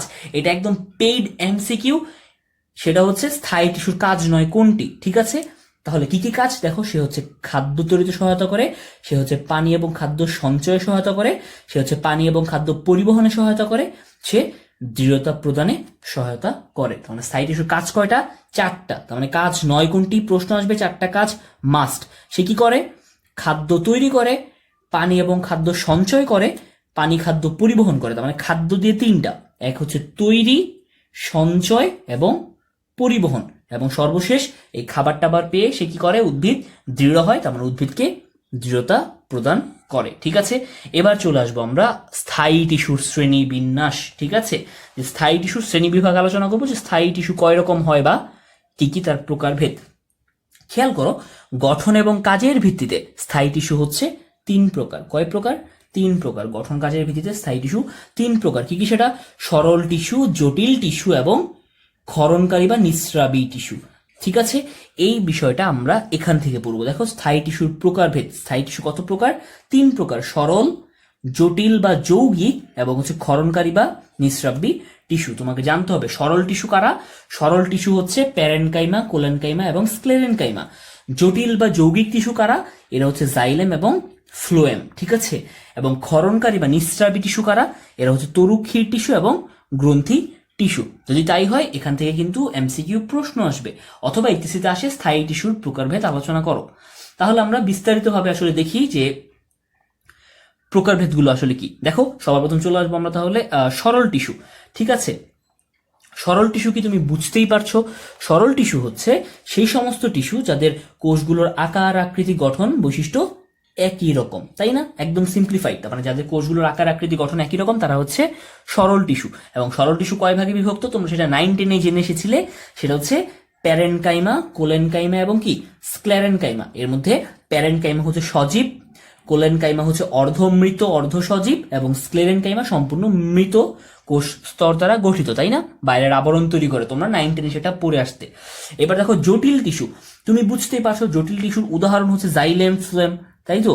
তার মানে আসলে জটিল টিস্যুর কাজটা কি হবে মনে হয়? দেখো জাইলেম টিস্যু এবং ফ্লোয়েম টিস্যু, এরা কি করে? এরা একত্রে পরিবহন তন্ত্র গঠন করে। তুমি বুঝতেই পারছো জাইলেম, ফ্লোয়েম একত্রে খাদ্য এবং পানি পরিবহন করে, রাইট? তার মানে হচ্ছে একত্রে তারা কি করে? পরিবহন তন্ত্র গঠন করে। এবং এদের প্রধান কাজ কি? যেহেতু জাইলেম, ফ্লোয়েম নিয়ে হচ্ছে জটিল বা যৌগিক টিস্যু গঠিত, তার মানে খাদ্য, দ্রব্য এবং পানি পরিবহন করাই এই টিস্যুর প্রধান কাজ। ঠিক আছে, আশা করি বুঝতে পেরেছি। এবং তুমি জানবে পরবর্তীতে সেটা হচ্ছে ক্ষরণকারী বা নিঃস্রাবী টিস্যু। তার মানে যেই টিস্যু থেকে কোনো কিছু ক্ষরিত হয় বা যেই টিস্যু থেকে কোনো কিছু নিঃসৃত হয়, তাই তো? তার মানে যেই টিস্যু থেকে কি ক্ষরিত হবে? যেই টিস্যু হতে নানা প্রকার তরল পদার্থ, যেমন কি উৎসেচক, বর্জ্য পদার্থ, রেজিন, গদ, উদ্যায়ী তেল, আঠা ইত্যাদি নিঃসৃত হয়, তাকে বলা হয় ক্ষরণকারী বা নিঃস্রাবী টিস্যু। আমরা অনেক গাছ দেখেছি না, যে গাছের বাকল থেকে কি বিভিন্ন আঠা নির্গত হয়। তার মানে অবশ্যই এমন কোন টিস্যু আছে যারা কি করে? সেই আঠালো পদার্থগুলো ক্ষরণ করে। কারা সেটা করে? সেটা হচ্ছে এই ক্ষরণকারী বা নিঃস্রাবী টিস্যুগুলো করে। এবং এই ক্ষরণকারী টিস্যু কয় রকম? তারা হচ্ছে বেসিক্যালি দুই প্রকার।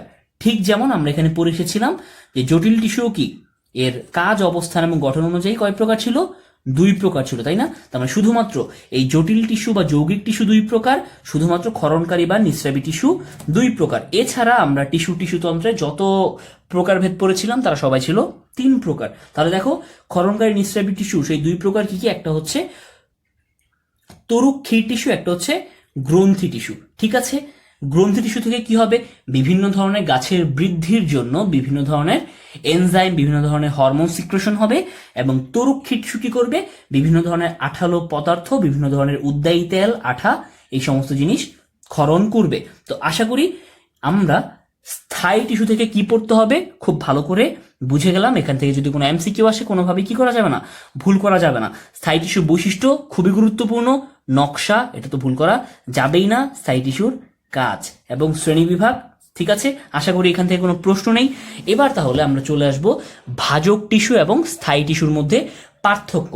তোমরা জানো যে এই পার্থক্য সূচক ছকগুলো একদম পেইড কোশ্চেন। কেন পেইড কোশ্চেন? শিক্ষকের এখান থেকে একদম প্রশ্ন করাটা খুব সহজ হয়ে যায়। এইচএসসির জন্য দিয়ে দিবে যে ভাজক টিস্যু এবং স্থায়ী টিস্যুর মধ্যে পার্থক্য আলোচনা করো, এইভাবেই আসে। দিয়ে দিবে সরল টিস্যু, জটিল টিস্যুর মধ্যে পার্থক্য আলোচনা করো। এবং মেডিকেল অ্যাডমিশন টেস্টে প্রশ্নটা কিভাবে হবে? মেডিকেল অ্যাডমিশন টেস্টে আসবে ভাজক টিস্যুর বৈশিষ্ট্য নয় কোনটি, স্থায়ী টিস্যুর বৈশিষ্ট্য নয় কোনটি, সরল টিস্যুর বৈশিষ্ট্য নয় কোনটি, জটিল টিস্যুর বৈশিষ্ট্য নয় কোনটি, অথবা আসবে ভাজক টিস্যু সম্পর্কে সত্য নয় কোনটি, স্থায়ী টিস্যু সম্পর্কে সত্য নয় কোনটি। তার মানে সত্য মিথ্যা বা বৈশিষ্ট্য সূচক প্রশ্ন এখান থেকে তুমি পাবে। সুতরাং খুব মনোযোগ দিয়ে এটা আমাদের জানতে হবে। আমরা যেহেতু অলরেডি পড়ে এসেছি, আমাদের কাছে এটা তেমন কঠিন মনে হবে না। ঠিক আছে, দেখো ভাজক টিস্যু তুমি বুঝতেই পারছো এর জন্ম কখন? উদ্ভিদের ভ্রূণাবস্থাতেই, তাই না? ওই যে প্রাইমারি সেল তুমি পড়ে এসেছিলে, তাই তো? উদ্ভিদের ভ্রূণাবস্থাতে প্রাথমিক ভাজক টিস্যুর জন্ম হয়। তার মানে এই টিস্যু কি? উদ্ভিদ দেহের আদি টিস্যু। এখান থেকে প্রশ্ন আসবে উদ্ভিদ দেহের আদি টিস্যু কোনটি? ঠিক আছে, তার মানে এখান থেকে তোমাকে অপশন হিসেবে কি দিবে?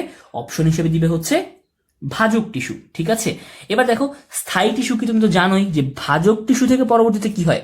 স্থায়ী টিস্যুর জন্ম হয়। তার মানে ভাজক টিস্যু যখন আর বিভাজিত হতে পারে না, তখন সে স্থায়ী টিস্যুর জন্ম দেয়। তার মানে এই টিস্যু কখনোই কি না? আদি টিস্যু না। আদি তো হচ্ছে ভাজক টিস্যু। ঠিক আছে, এবার দেখো বিভাজন ক্ষমতা। ভাজক টিস্যু কি? বিভাজনে সক্ষম। বুঝতেই পারছো সে বিভাজিত হতে পারে, স্থায়ী টিস্যু সে বিভাজিত হতে পারে না, তার মানে সে বিভাজনে অক্ষম। দেখো ভাজক টিস্যুর কোষগুলো কি? ভাজক টিস্যুর কোষগুলো হচ্ছে অপরিণত।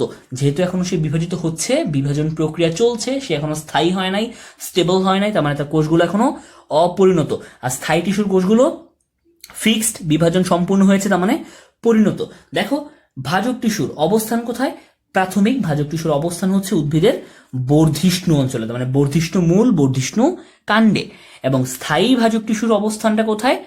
বর্ধিষ্ণু অঞ্চলে কোনো স্থায়ী টিস্যু থাকে না। তার মানে বর্ধিষ্ণু অঞ্চল যেটা হচ্ছে ক্রমানুগত বৃদ্ধি হবে, সেখানে কেন স্থায়ী টিস্যু থাকবে? যেখানে বৃদ্ধি হবে সেখানে তো অবশ্যই কি করতে হবে? ভাজক টিস্যুই থাকতে হবে। নিউক্লিয়াসের আকার বিবেচনায় তুমি তো জানো ভাজক টিস্যু বিভাজিত হয়ে দুইটা কোষকে প্রোভাইড করতে হবে, তার মানে নিউক্লিয়াস আকারে বড়, আর স্থায়ী টিস্যু নিউক্লিয়াস আকারে ছোট। এবং ভাজক টিস্যু নিউক্লিয়াস কোথায় অবস্থান করে? যেহেতু আকারে বড়, কোষের কেন্দ্রে অবস্থান করে। এবং যেহেতু নিউক্লিয়াস বেশি জায়গা দখল করে, বেশি জায়গা অকুপাই করে, এই কারণে সাইটোপ্লাজম কম জায়গা পায়, এক জায়গায় সে চাপ খেয়ে কি হয়? সাইটোপ্লাজম ঘনীভূত অবস্থায় থাকে। আর স্থায়ী টিস্যুর ক্ষেত্রে নিউক্লিয়াসটা কোষের এক পাশে অবস্থান করে, নিউক্লিয়াসটা আকারে কি হয়? ছোট হয়। তার মানে নিউক্লিয়াস যেহেতু আকারে ছোট, সাইটোপ্লাজম বেশি স্পেস পাচ্ছে, তার মানে সাইটোপ্লাজম ততটা ঘনীভূত অবস্থায় থাকে না। বুঝতে পেরেছি? এবার দেখো ভাজক টিস্যু কি করে? উদ্ভিদ দেহের বৃদ্ধি সাধন করে। আমি জানি ভাজক টিস্যু বিভাজিত হয়ে উদ্ভিদের বৃদ্ধি সাধন করে। এবং স্থায়ী টিস্যু কি? উদ্ভিদের দেহকে বৃদ্ধিতে খুব বেশি ভূমিকা রাখে না, তার মানে বৃদ্ধিতে স্থায়ী টিস্যুর ভূমিকা কম। ঠিক আছে, এবার দেখো ভাজক টিস্যুর কাজ।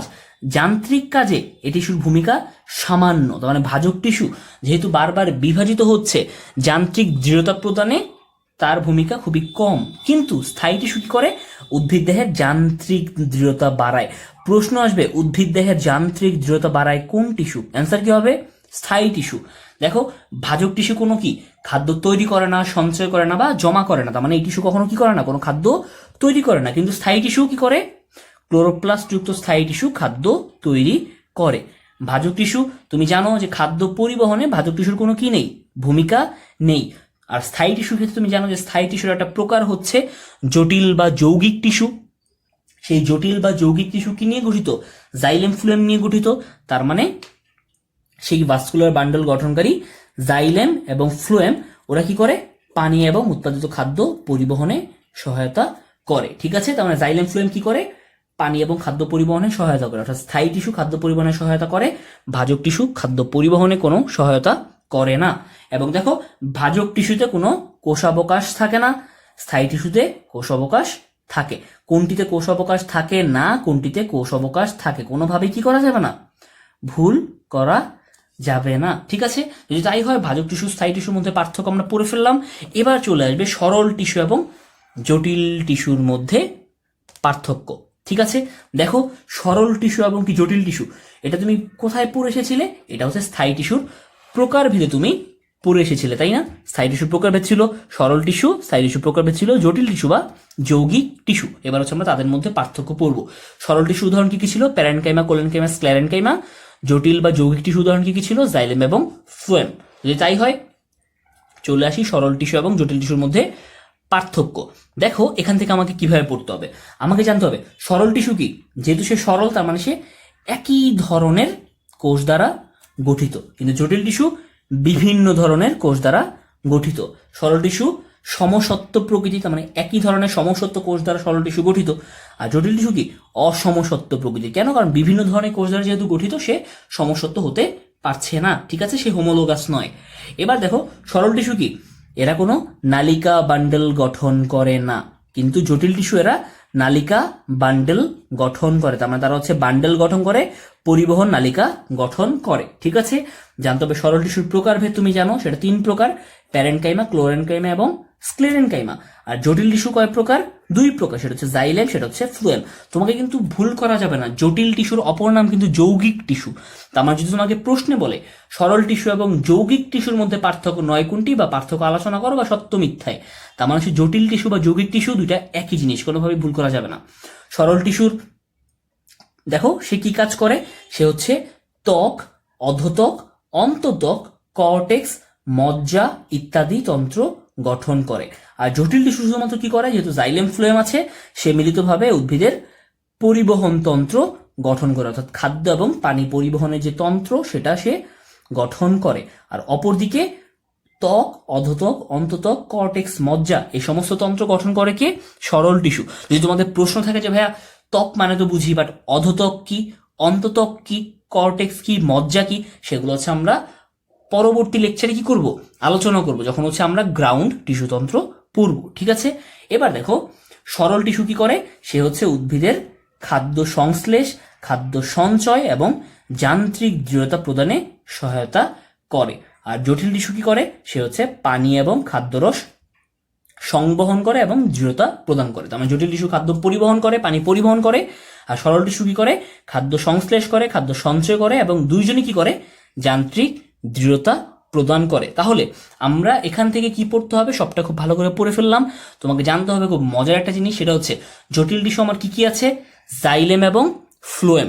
একটা বিষয় খেয়াল করো, আমি জাইলেম মনে রাখবো হচ্ছে জল দিয়ে, যতে জাইলেম, যতে হচ্ছে জল, জল মানে কি পানি, তার মানে জাইলেমের কাজ হচ্ছে পানি পরিবহন করা।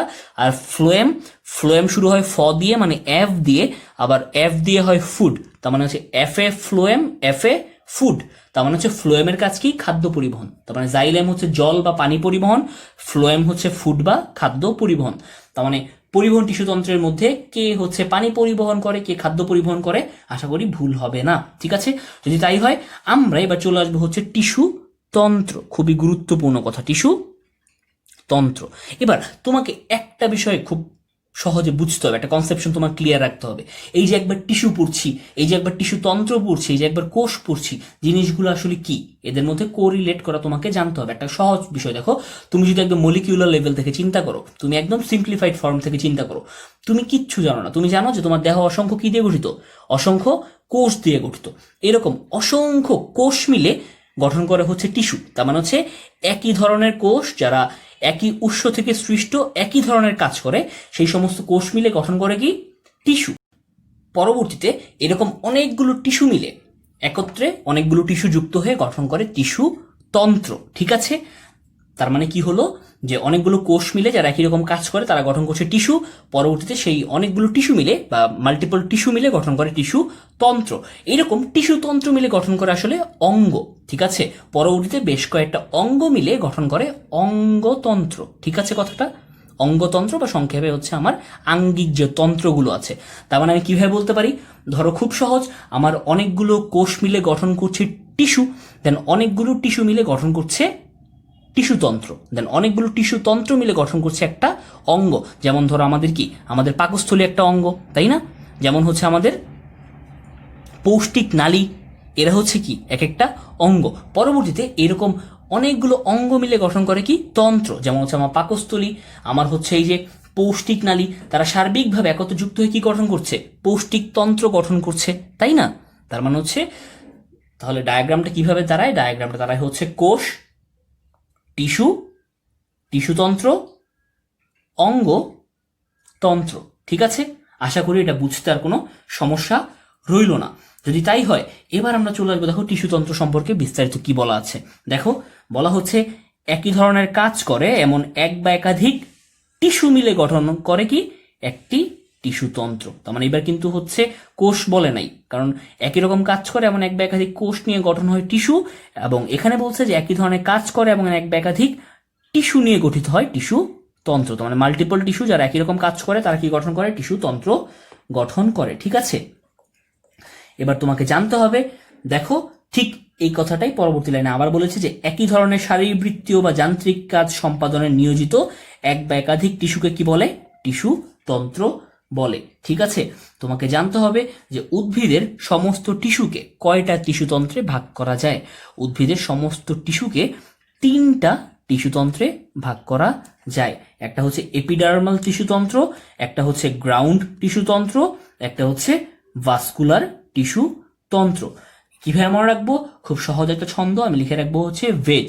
আমি বলি না যে ভেজ নন ভেজ, তাই তো, ভেজিটেবল।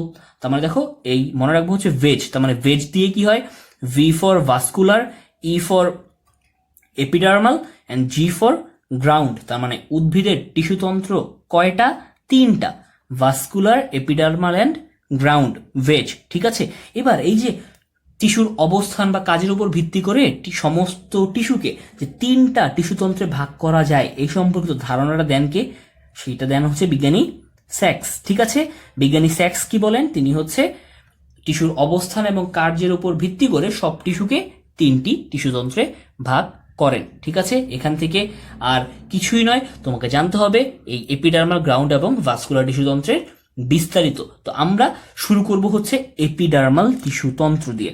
একটা বিষয় চিন্তা করো, এপিডার্মাল টিস্যুতন্ত্র তার মানে হচ্ছে এর অপর নাম হচ্ছে ডার্মাল টিস্যুতন্ত্র।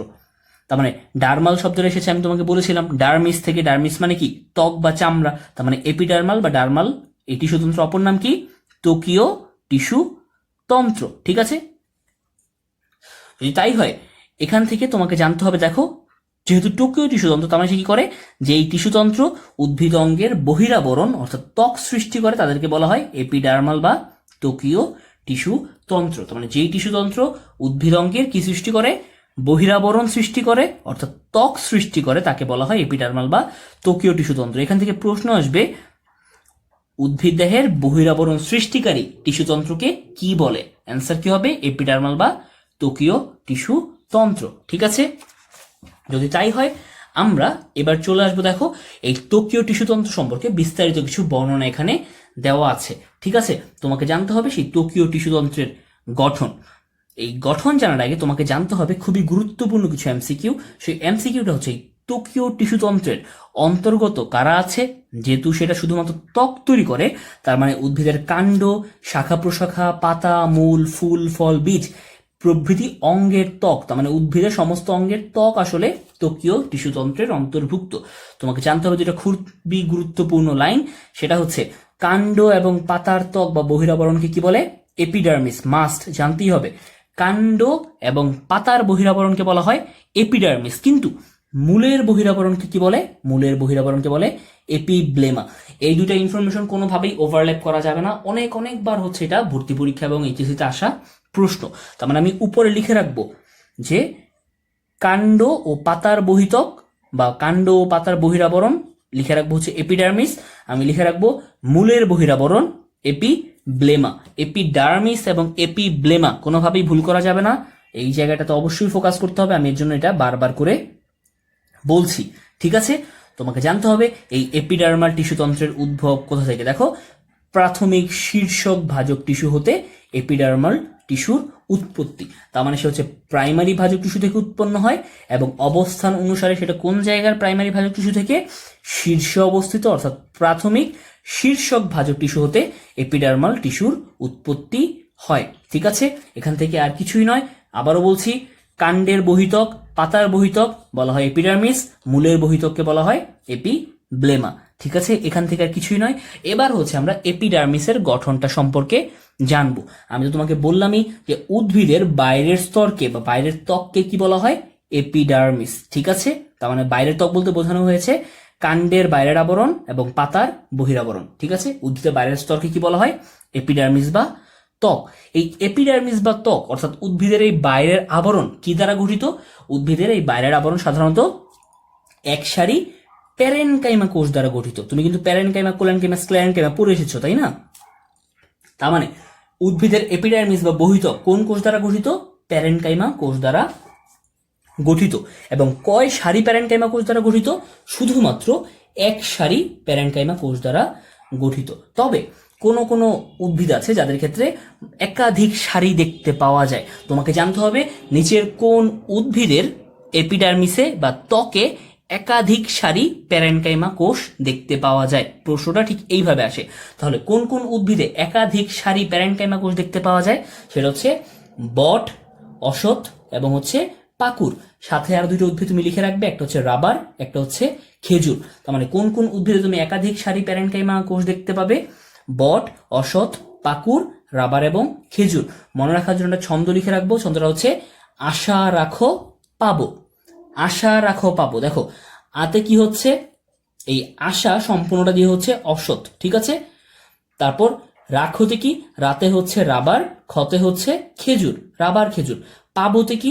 পাতে হচ্ছে পাকুর, বতে হচ্ছে বট। ঠিক আছে, তার মানে অশ্বত্থ, তারপরে হচ্ছে রাবার, খেজুর, পাকুর এবং বট। ঠিক আছে, তাহলে আমাদের সবগুলো উদ্ভিদ আমি জেনে গেলাম। এবার জানতে হবে একটা বিখ্যাত প্রশ্ন। কেন বিখ্যাত বলছি? কারণ ভর্তি পরীক্ষায় অনেকবার আসা প্রশ্ন এটা। সেটা হচ্ছে কোন উদ্ভিদের পাতায় 3 সারি কোষের ত্বক দেখা যায়? তার মানে সাধারণভাবে আসলে এক সারি প্যারেনকাইমা থাকে, এই আশা রাখো পাবতে থাকে 2 সারি, কিন্তু কিছু কিছু উদ্ভিদ আছে যেখানে 3 সারি প্যারেনকাইমা কোষের স্তর দেখতে পাওয়া যায়। কোন উদ্ভিদের পাতায়? করবি গাছের পাতায়। তার মানে উদ্ভিদের নাম হচ্ছে করবি। করবি গাছের পাতায় কয় সারি দেখতে পাওয়া যায়? 3 সারি কোষের ত্বক দেখতে পাওয়া যায়। এখান থেকে আর তোমার কিছু জানতে হবে না, তোমাকে জানতে হবে হচ্ছে এই এপিডার্মিস বা ত্বকের মধ্যে কিছু স্পেসিফিক বিচ্ছিন্ন এমসিকিউ আছে, যেটা হচ্ছে এখান থেকে আসে। তুমি কিন্তু বেসিক্যালি এর গঠন জেনে গেছো। এপিডার্মিস বা ত্বক হচ্ছে এক সারি, 2 সারি বা 3 সারি প্যারেনকাইমা কোষ দ্বারা গঠিত। এবার কিছু ভিতরে ইনফরমেশন আছে যেটা হচ্ছে এমসিকিউর জন্য গুরুত্বপূর্ণ, আমি তোমাদেরকে বলে দিচ্ছি। তোমাকে জানতে হবে যে এই এপিডার্মিসের মধ্যে কি থাকে। এপিডার্মিসের মধ্যে তুমি বুঝতেই পারছো স্টোমাটা বা পত্ররন্ধ্র থাকে। সেই পত্ররন্ধ্রের মধ্যে থাকে কি? রক্ষী কোষ। এবং এই রক্ষী কোষ ছাড়া অন্য কোনো কোষে কি থাকে না? ক্লোরোপ্লাস্ট থাকে না। এই যে এবার এপিডার্মিস বা ত্বক, এর মধ্যে যে এপিডার্মাল কোষগুলো আছে, এই কোষের ভেতরের দিকটা পাতলা, কিন্তু বাইরের দিকটা কি? পুরু হয়। বাইরের দিকটা কেন পুরু হয়? কারণ বাইরের দিকে প্রাচীরে সুবেরিন এবং কিউটিন জমা হয়। তার মানে মূল কথা হচ্ছে এপিডার্মিস বা বহিত্বকের, উদ্ভিদের বহিত্বকের বাইরের দিকে, অর্থাৎ যেই দিকটা হচ্ছে পরিবেশে উন্মুক্ত থাকে, সেই দিকে হচ্ছে কিউটিকলের আবরণ থাকে। ঠিক আছে, তার মানে এই কিউটিকলের আবরণ কি আসলে? দেখো, তুমি এখানে মাত্র সুবেরিন, কিউটিন পড়ে আসছো।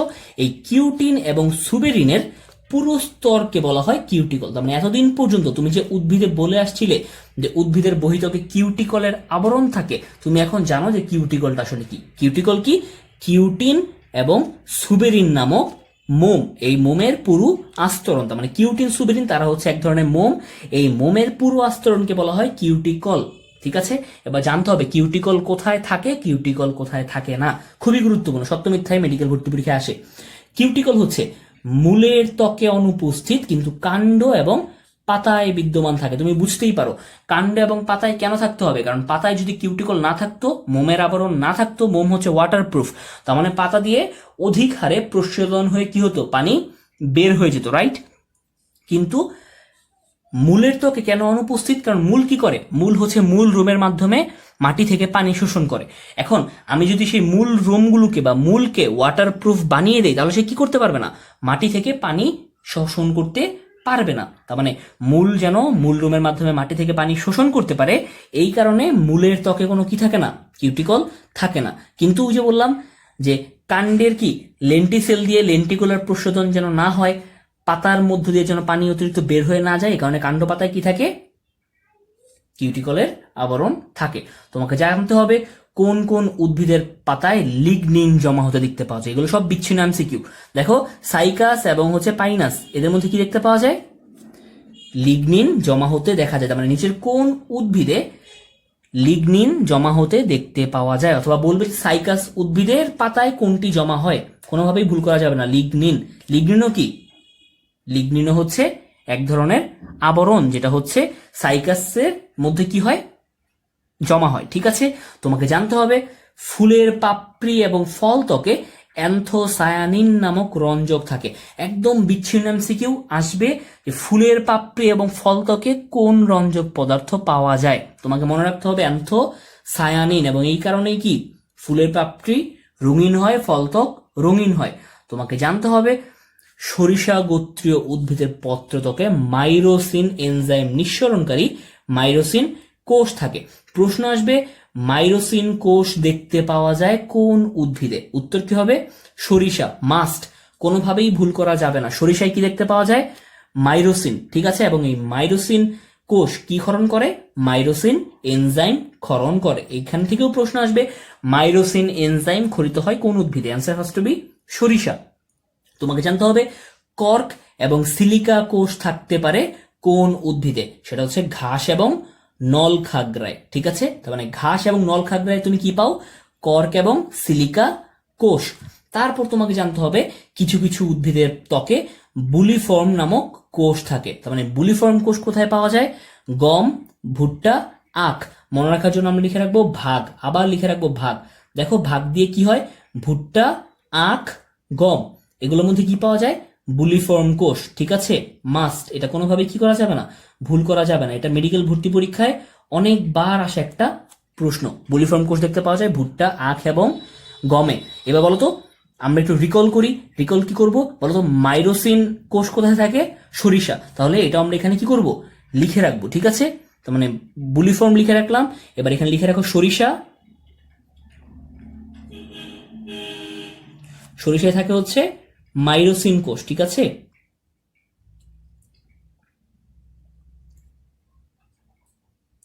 এবং তোমাকে যেটা বললাম সেটা হচ্ছে ঘাস এবং নলখাগড়া, সেখানে কি, সেখানে থাকবে কর্ক এবং সিলিকা কোষ। তার মানে ঠিক এই কাজটা করবে যেন এখান থেকে প্রশ্ন আসলে কোনোভাবেই ভুল না হয়। কি লিখে রাখবো, লিখে রাখবো হচ্ছে ঘাস এবং নলখাগড়ায় কি পাবো, কর্ক, সিলিকা কোষ। ঠিক আছে,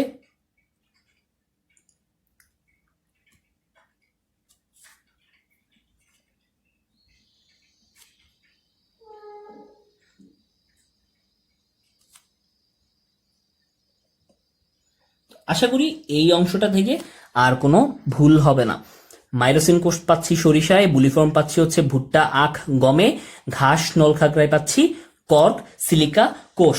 কেন এইভাবে লিখে রাখলাম, কারণ এই এপিডার্মিস বা ত্বকের মধ্যে এগুলো ছিল বিচ্ছিন্ন এমসিইউ, যেটা হচ্ছে এখানে দেওয়া ছিল। সুতরাং এখান থেকে কোনোভাবেই তোমাকে কি করা যাবে না, ভুল করা যাবে না। এবার তোমাকে জানতে হবে, এই যে তুমি মাত্র বললে যে গম, ভুট্টা, আখের মধ্যে বুলিফর্ম কোষ থাকে, এই বুলিফর্ম কোষটা কি, এই বুলিফর্ম কোষটা হচ্ছে বৃহদাকৃতির কিছু ত্বকীয় কোষ। তোমার নিচের কোনটি বৃহদাকৃতির ত্বকীয় কোষ, answer has to be bulliform cell. তোমাকে জানতে হবে এপিডার্মিস হতে কি হয়, এপিডার্মিস হতে রোম বা ট্রাইকোম নির্গত হয়। আমরা সামনে রোম বা ট্রাইকোম কি জানবো। এখানে তো এমসিকিউ আবার এসেছে, আমি জানি যে মূলের বাইরের ত্বককে বা মূলের বহিরাবরণকে কি বলে, এপিব্লেমা। এবং পাতা এবং কাণ্ডের বহিরাবরণকে যেন কি বলে? এপিডার্মিস। ঠিক আছে, এখান থেকে আর কিছু না, তোমাকে জানতে হবে কাজ। কিসের কাজ? তোমাকে জানতে হবে এপিডার্মিস বা ত্বকের কাজ। এই যে এপিডার্মিস বা ত্বকের কাজ, এই কাজ খুবই গুরুত্বপূর্ণ। এখান থেকে হচ্ছে এইচএসসি সিকিউ থাকে কিভাবে যেন মনে আছে? এইচএসসি সিকিউ হয় যে তোমার এপিডার্মিসের কাজ আলোচনা করো, তাই না? বা এপিডার্মাল টিস্যু তন্ত্রের কাজ আলোচনা করো, এবং মেডিকেল ভর্তি পরীক্ষা এখান থেকে প্রশ্ন আসবে, ভিতরে বিভিন্ন কাজ লাইনটা তুলে দিয়ে বলবে এটা কার কাজ। ঠিক আছে, তার মানে দেখো এপিডার্মিস বা ত্বকের কাজ কি হবে বুঝতেই পারছি। যেহেতু সে ত্বক, তার মানে সে কি করবে? সে হচ্ছে অভ্যন্তরীণ টিস্যুকে আবৃত করে রাখবে। কি থেকে? বাইরের আঘাত থেকে রক্ষা করবে এবং অন্যান্য প্রতিকূল অবস্থা থেকে রক্ষা করবে। যেমন মানবদেহে ত্বক কি করে? বাইরের আঘাত এবং অন্যান্য প্রতিকূল অবস্থা থেকে আমাদেরকে রক্ষা করে। তার মানে উদ্ভিদের ত্বকও কি করবে? বাইরের আঘাত এবং অন্যান্য প্রতিকূল অবস্থা থেকে উদ্ভিদকে রক্ষা করবে। তারপর কি করবে? যে সমস্ত ত্বকের মধ্যে রোম আছে, যে সমস্ত ত্বকের মধ্যে বিষাক্ত গ্রন্থি আছে বা কাঁটা আছে, ওরা কি করে? বিভিন্ন প্রাণীর আক্রমণ থেকে উদ্ভিদকে রক্ষা করে। এই যে গোলাপের মধ্যে যে কাঁটা থাকে, এর কারণটা কি? কারণটা হচ্ছে আমরা যখন গোলাপ ধরতে যাই, আমরা যেন গোলাপ না ছিঁড়তে পারি খুব সহজে, তাই না? যেন হচ্ছে এটা হচ্ছে একটা বাহ্যিক প্রতিরক্ষা ব্যবস্থা। তার মানে এটা কি করে? এদের রোমযুক্ত ত্বক বা বিষাক্ত গ্রন্থিওয়ালা রোমযুক্ত ত্বক, তার মানে অনেক উদ্ভিদে সেই কাঁটার মধ্যে বিষাক্ত পদার্থ থাকে। এই কারণে হচ্ছে অন্যান্য প্রাণীরা সেটাকে কি করে না, সেটা আক্রমণ করে না। তারপর দেখো কি করে? ত্বক কি করে? উদ্ভিদকে পানির অপচয় বন্ধ করতে সাহায্য করে। দেখবে যে মরুভূমির অধিকাংশ উদ্ভিদ হচ্ছে কাঁটাওয়ালা হয়। কেন? কারণ কাঁটা হচ্ছে রূপান্তরিত হয়ে কি করে? ভেতরে পানিটাকে ভেতরে প্রিজার্ভ করে, তার মানে পানি অপচয় রোধ করে। ঠিক আছে, তার মানে কি করে? ত্বক রূপান্তরিত হয়ে কাঁটায় পরিণত হয় এবং সেটা পরবর্তীতে কি করে? পানির অপচয়কে বন্ধ করে। এবং দেখো, তুমি তো জানো ত্বকের উপর কি থাকে? ত্বকের উপর হচ্ছে কিউটিন সুবেরিন অর্থাৎ কিউটিকলের আবরণ থাকে, অর্থাৎ মোমের আস্তরণ বা মোমের আবরণ থাকে। তারা কি করে? তারা হচ্ছে ছত্রাকের আক্রমণ হতে অভ্যন্তরীণ টিস্যুকে রক্ষা করে। তার মানে এই মোমের আবরণ দিয়ে কি হয়? ছত্রাকের আক্রমণ হতে উদ্ভিদ রক্ষা পায়। তারপর কি হয়? এই যে ত্বকের মধ্যে যে ছিদ্র থাকে অর্থাৎ স্টোমাটা বা পত্ররন্ধ্র থাকে, সেই পত্ররন্ধ্রের মাধ্যমে কি হয়? উদ্ভিদ অভ্যন্তরীণ এবং বাইরের পরিবেশের মধ্যে গ্যাসীয় আদান প্রদান করে, অর্থাৎ গ্যাসিয়াস এক্সচেঞ্জ গুলো সে পত্ররন্ধ্র বা স্টোমাটার মাধ্যমে করে থাকে। তারপর তুমি বুঝতেই পারছো, এই যে ক্লোরোপ্লাস্ট যুক্ত ত্বক, সে কি করে? সে হচ্ছে খাদ্য তৈরি করে। তারপরে মূল রোম কি করে? তুমি জানো, সে হচ্ছে পানি এবং খনিজ লবণ পরিশোষণ করে। বুলিফর্ম কোষ কি করে? খুবই গুরুত্বপূর্ণ ইনফরমেশন। বুলিফর্ম কোষ হচ্ছে পানি সঞ্চয় করে এবং পাতার প্রসারণ ও বিকাশে সহায়তা করে। এখানে যতগুলো কাজ আছে এর মধ্যে সবচেয়ে গুরুত্বপূর্ণ কাজ হচ্ছে বুলিফর্ম কোষেরটা। এখান থেকে মেডিকেল ভর্তি পরীক্ষায় প্রশ্ন আসবে কোষে পানি সঞ্চয় করে কোন কোষ? অপশন দিবে কর্কসিলিকা, অপশন দিবে বুলিফর্ম, অপশন দিবে মাইরোসিন, অপশন দিবে অন্য একটা। ঠিক আছে, তার মানে কোষ কি করে? কোন কোষ পানি সঞ্চয় করে? বুলিফর্ম কোষ পানি সঞ্চয় করে। এবং একটা প্রশ্ন যেটা হচ্ছে আমার সময় জাহাঙ্গীরনগর বিশ্ববিদ্যালয়ে ভর্তি পরীক্ষা এসেছিল, সেটা হচ্ছে পাতার প্রসারণ এবং বিকাশে সহায়তা করে কোন কোষ? কোন কোষ? বুলিফর্ম কোষ। কোনোভাবেই ভুল করা যাবে না। বুলিফর্ম পাতার প্রসারণ বিকাশে সহায়তা করে, সে হচ্ছে পানি সঞ্চয় করে। এবং এই ত্বক কোষ, সে তো বুঝতেই পারছো বাইরের আবরণ, তার মানে সে বিভাজিত হবে, সে হচ্ছে বাইরের ক্ষতগুলো সারিয়ে তুলবে। ঠিক আছে, তার মানে আমরা এপিডার্মাল টিস্যু তন্ত্রের কাজগুলো খুব সহজে বুঝে ফেললাম। কি কাজ? এখান থেকে এমসিকিউ আসলেও ভুল করবো না। এবং হচ্ছে এপিডার্মিসের বেসিক গঠন, অর্থাৎ সে যে প্যারেনকাইমা কোষ দ্বারা গঠিত, আমি সেটাও জেনে গেলাম। এখানে বিচ্ছিন্ন কিছু এমসিকিউ ছিল ভেতরের লাইনে, সেইগুলো আমরা জেনে ফেললাম যে কোন উদ্ভিদে কোন কোষ পাওয়া যায়। আশা করি এখান থেকে কোনো কিছু বুঝতে সমস্যা হয়নি। এবার আমরা চলে আসবো এপিডার্মিসের উপাঙ্গ সমূহ। এখান থেকে একটা মজার প্রশ্ন এইচএসসি কিংবা অ্যাডমিশন টেস্টে আসে, সেটা হচ্ছে এপিডার্মিসের উপাঙ্গ নয় কোনটি? অর্থাৎ উদ্ভিদের বহিত্বক বা উদ্ভিদের ত্বকের উপাঙ্গ নয় কোনটি? ঠিক আছে, যেমন ধরো আমি মানুষ, আমার যদি ত্বক চিন্তা করি, আমার ত্বকের উপাঙ্গ কি কি আছে? আমার ত্বক যদি অঙ্গ হয়, আমার ত্বকের মধ্যে আনুষঙ্গিক কি কি আছে বলতো? আমার ত্বকে আনুষঙ্গিক আছে হচ্ছে নখ, আমার ত্বকে আনুষঙ্গিক আছে হচ্ছে গায়ের লোম, তাই না? তাই তো, আমার গায়ের লোম আছে, আমার নখ আছে, এগুলো কি ত্বকের আনুষঙ্গিক অঙ্গ। তাহলে উদ্ভিদের এরকম কিছু আনুষঙ্গিক উপাঙ্গ আছে। তাহলে তোমাকে জানতে হবে সেই এপিডার্মিসের উপাঙ্গ কি কি। এখান থেকে প্রশ্ন আসবে এপিডার্মিসের উপাঙ্গ নয় কোনটি? উপাঙ্গ কি? রোম বা ট্রাইকোম। খুবই গুরুত্বপূর্ণ। তুমি রোম বা ট্রাইকোম আসলে খুব ভালোভাবে চেনো। তুমি যদি লাউ দেখে থাকো, তুমি যদি হচ্ছে কুমড়া গাছ দেখে থাকো, আমি কি দেখি যে এই লাউ বা কুমড়া, এদের যে ডাটা আছে সেই ডাটার মধ্যে সূক্ষ্ম রোমের মতো, সুতার মতো কিছু গঠন দেখতে পাওয়া যায়। এগুলোই হচ্ছে আসলে রোম বা ট্রাইকোম। ঠিক আছে, তার মানে এটা যদি হচ্ছে তার ডালটা হয়, ডালের মধ্যে এরকম আমি কিছু সূক্ষ্ম কি দেখতে পাই, সূক্ষ্ম কাটা কাটা ছোট ছোট নরম সুতার মতো রোম দেখতে পাই। ঠিক আছে, এটাকেই বলা হয় কি রোম বা ট্রাইকোম। এবার তোমাকে জানতে হবে আর কি কি উপাঙ্গ আছে। উপাঙ্গগুলো হচ্ছে পরবর্তী পেজে দেখো, শল্ক, তারপর কি থাকে, তারপর থাকে হচ্ছে কোলেটার্স, তারপর থাকে হচ্ছে থলি। এই দুটো আমরা অতিরিক্ত জানবো। তার মানে এখান থেকে আমি কি জানলাম, আমি জানলাম যে এপিডার্মিসের উপাঙ্গ কয়টা। এপিডার্মিসের উপাঙ্গ হচ্ছে 4টা। কি কি সেটা, সেটা হচ্ছে রোম বা ট্রাইকোম, শল্ক, কোলেটার্স এবং থলি। মাস্ট, কোনোভাবেই এই 4টে উপাঙ্গ ভুল করা যাবে না। এপিডার্মিসের উপাঙ্গ কয়টা, 4টা, রোম বা ট্রাইকোম, শল্ক, কোলেটার্স, থলি। এখানে লিখে রাখবো রোম বা ট্রাইকোম, শল্ক, কোলেটার্স, থলি। উপরে টাইটেল দিয়ে লিখে রাখবো এপিডার্মিসের উপাঙ্গ সমূহ। মাস্ট, এটা লিখতেই হবে, কারণ তোমার হচ্ছে রিভাইজ করার সময় তাহলে খুব বেশি সুবিধা হবে। এবার দেখো আমরা চলে আসবো রোম বা ট্রাইকোম সম্পর্কে একটু বিস্তারিত জানতে। দেখো রোম বা ট্রাইকোম বলতে আসলে কি বোঝায়, এরা হচ্ছে এককোষীয় হতে পারে, এরা বহুকোষীয় হতে পারে, এরা সরল হতে পারে, এরা গুচ্ছাকারও হতে পারে। তোমাকে জানতে হবে কারা এককোষী কারা বহুকোষী এমসিকিউ এর জন্য। মূল রোম কি দেখো, ত্বকের এককোষী উপাঙ্গ। তার মানে যারা মূল রোম অর্থাৎ মূলের বাইরে যে এইরকম হেয়ারি যে লেয়ারটা থাকে তারা হচ্ছে এককোষী এবং সবসময় কিউটিকল বিবর্জিত। তুমি কেন কিউটিকল বিবর্জিত আমি তোমাকে বলেছি, কারণ পানি শোষণ করতে হবে। এবং কাণ্ডরোম, কাণ্ডরোম সবসময় বহুকোষী। মাস্ট, এখান থেকে সত্য মিথ্যায় প্রশ্ন আসবে, ভুল করা যাবে না। তার মানে কি বললাম, আমি বললাম যে এই যে মূল রোম, মূল রোম সবসময় কি এককোষী। ঠিক আছে, মূল রোম হচ্ছে এককোষী এবং কাণ্ডরোম সবসময় বহুকোষী। ঠিক আছে, মূল রোম এককোষী এবং কাণ্ডরোম কি, কাণ্ডরোম হচ্ছে বহুকোষী।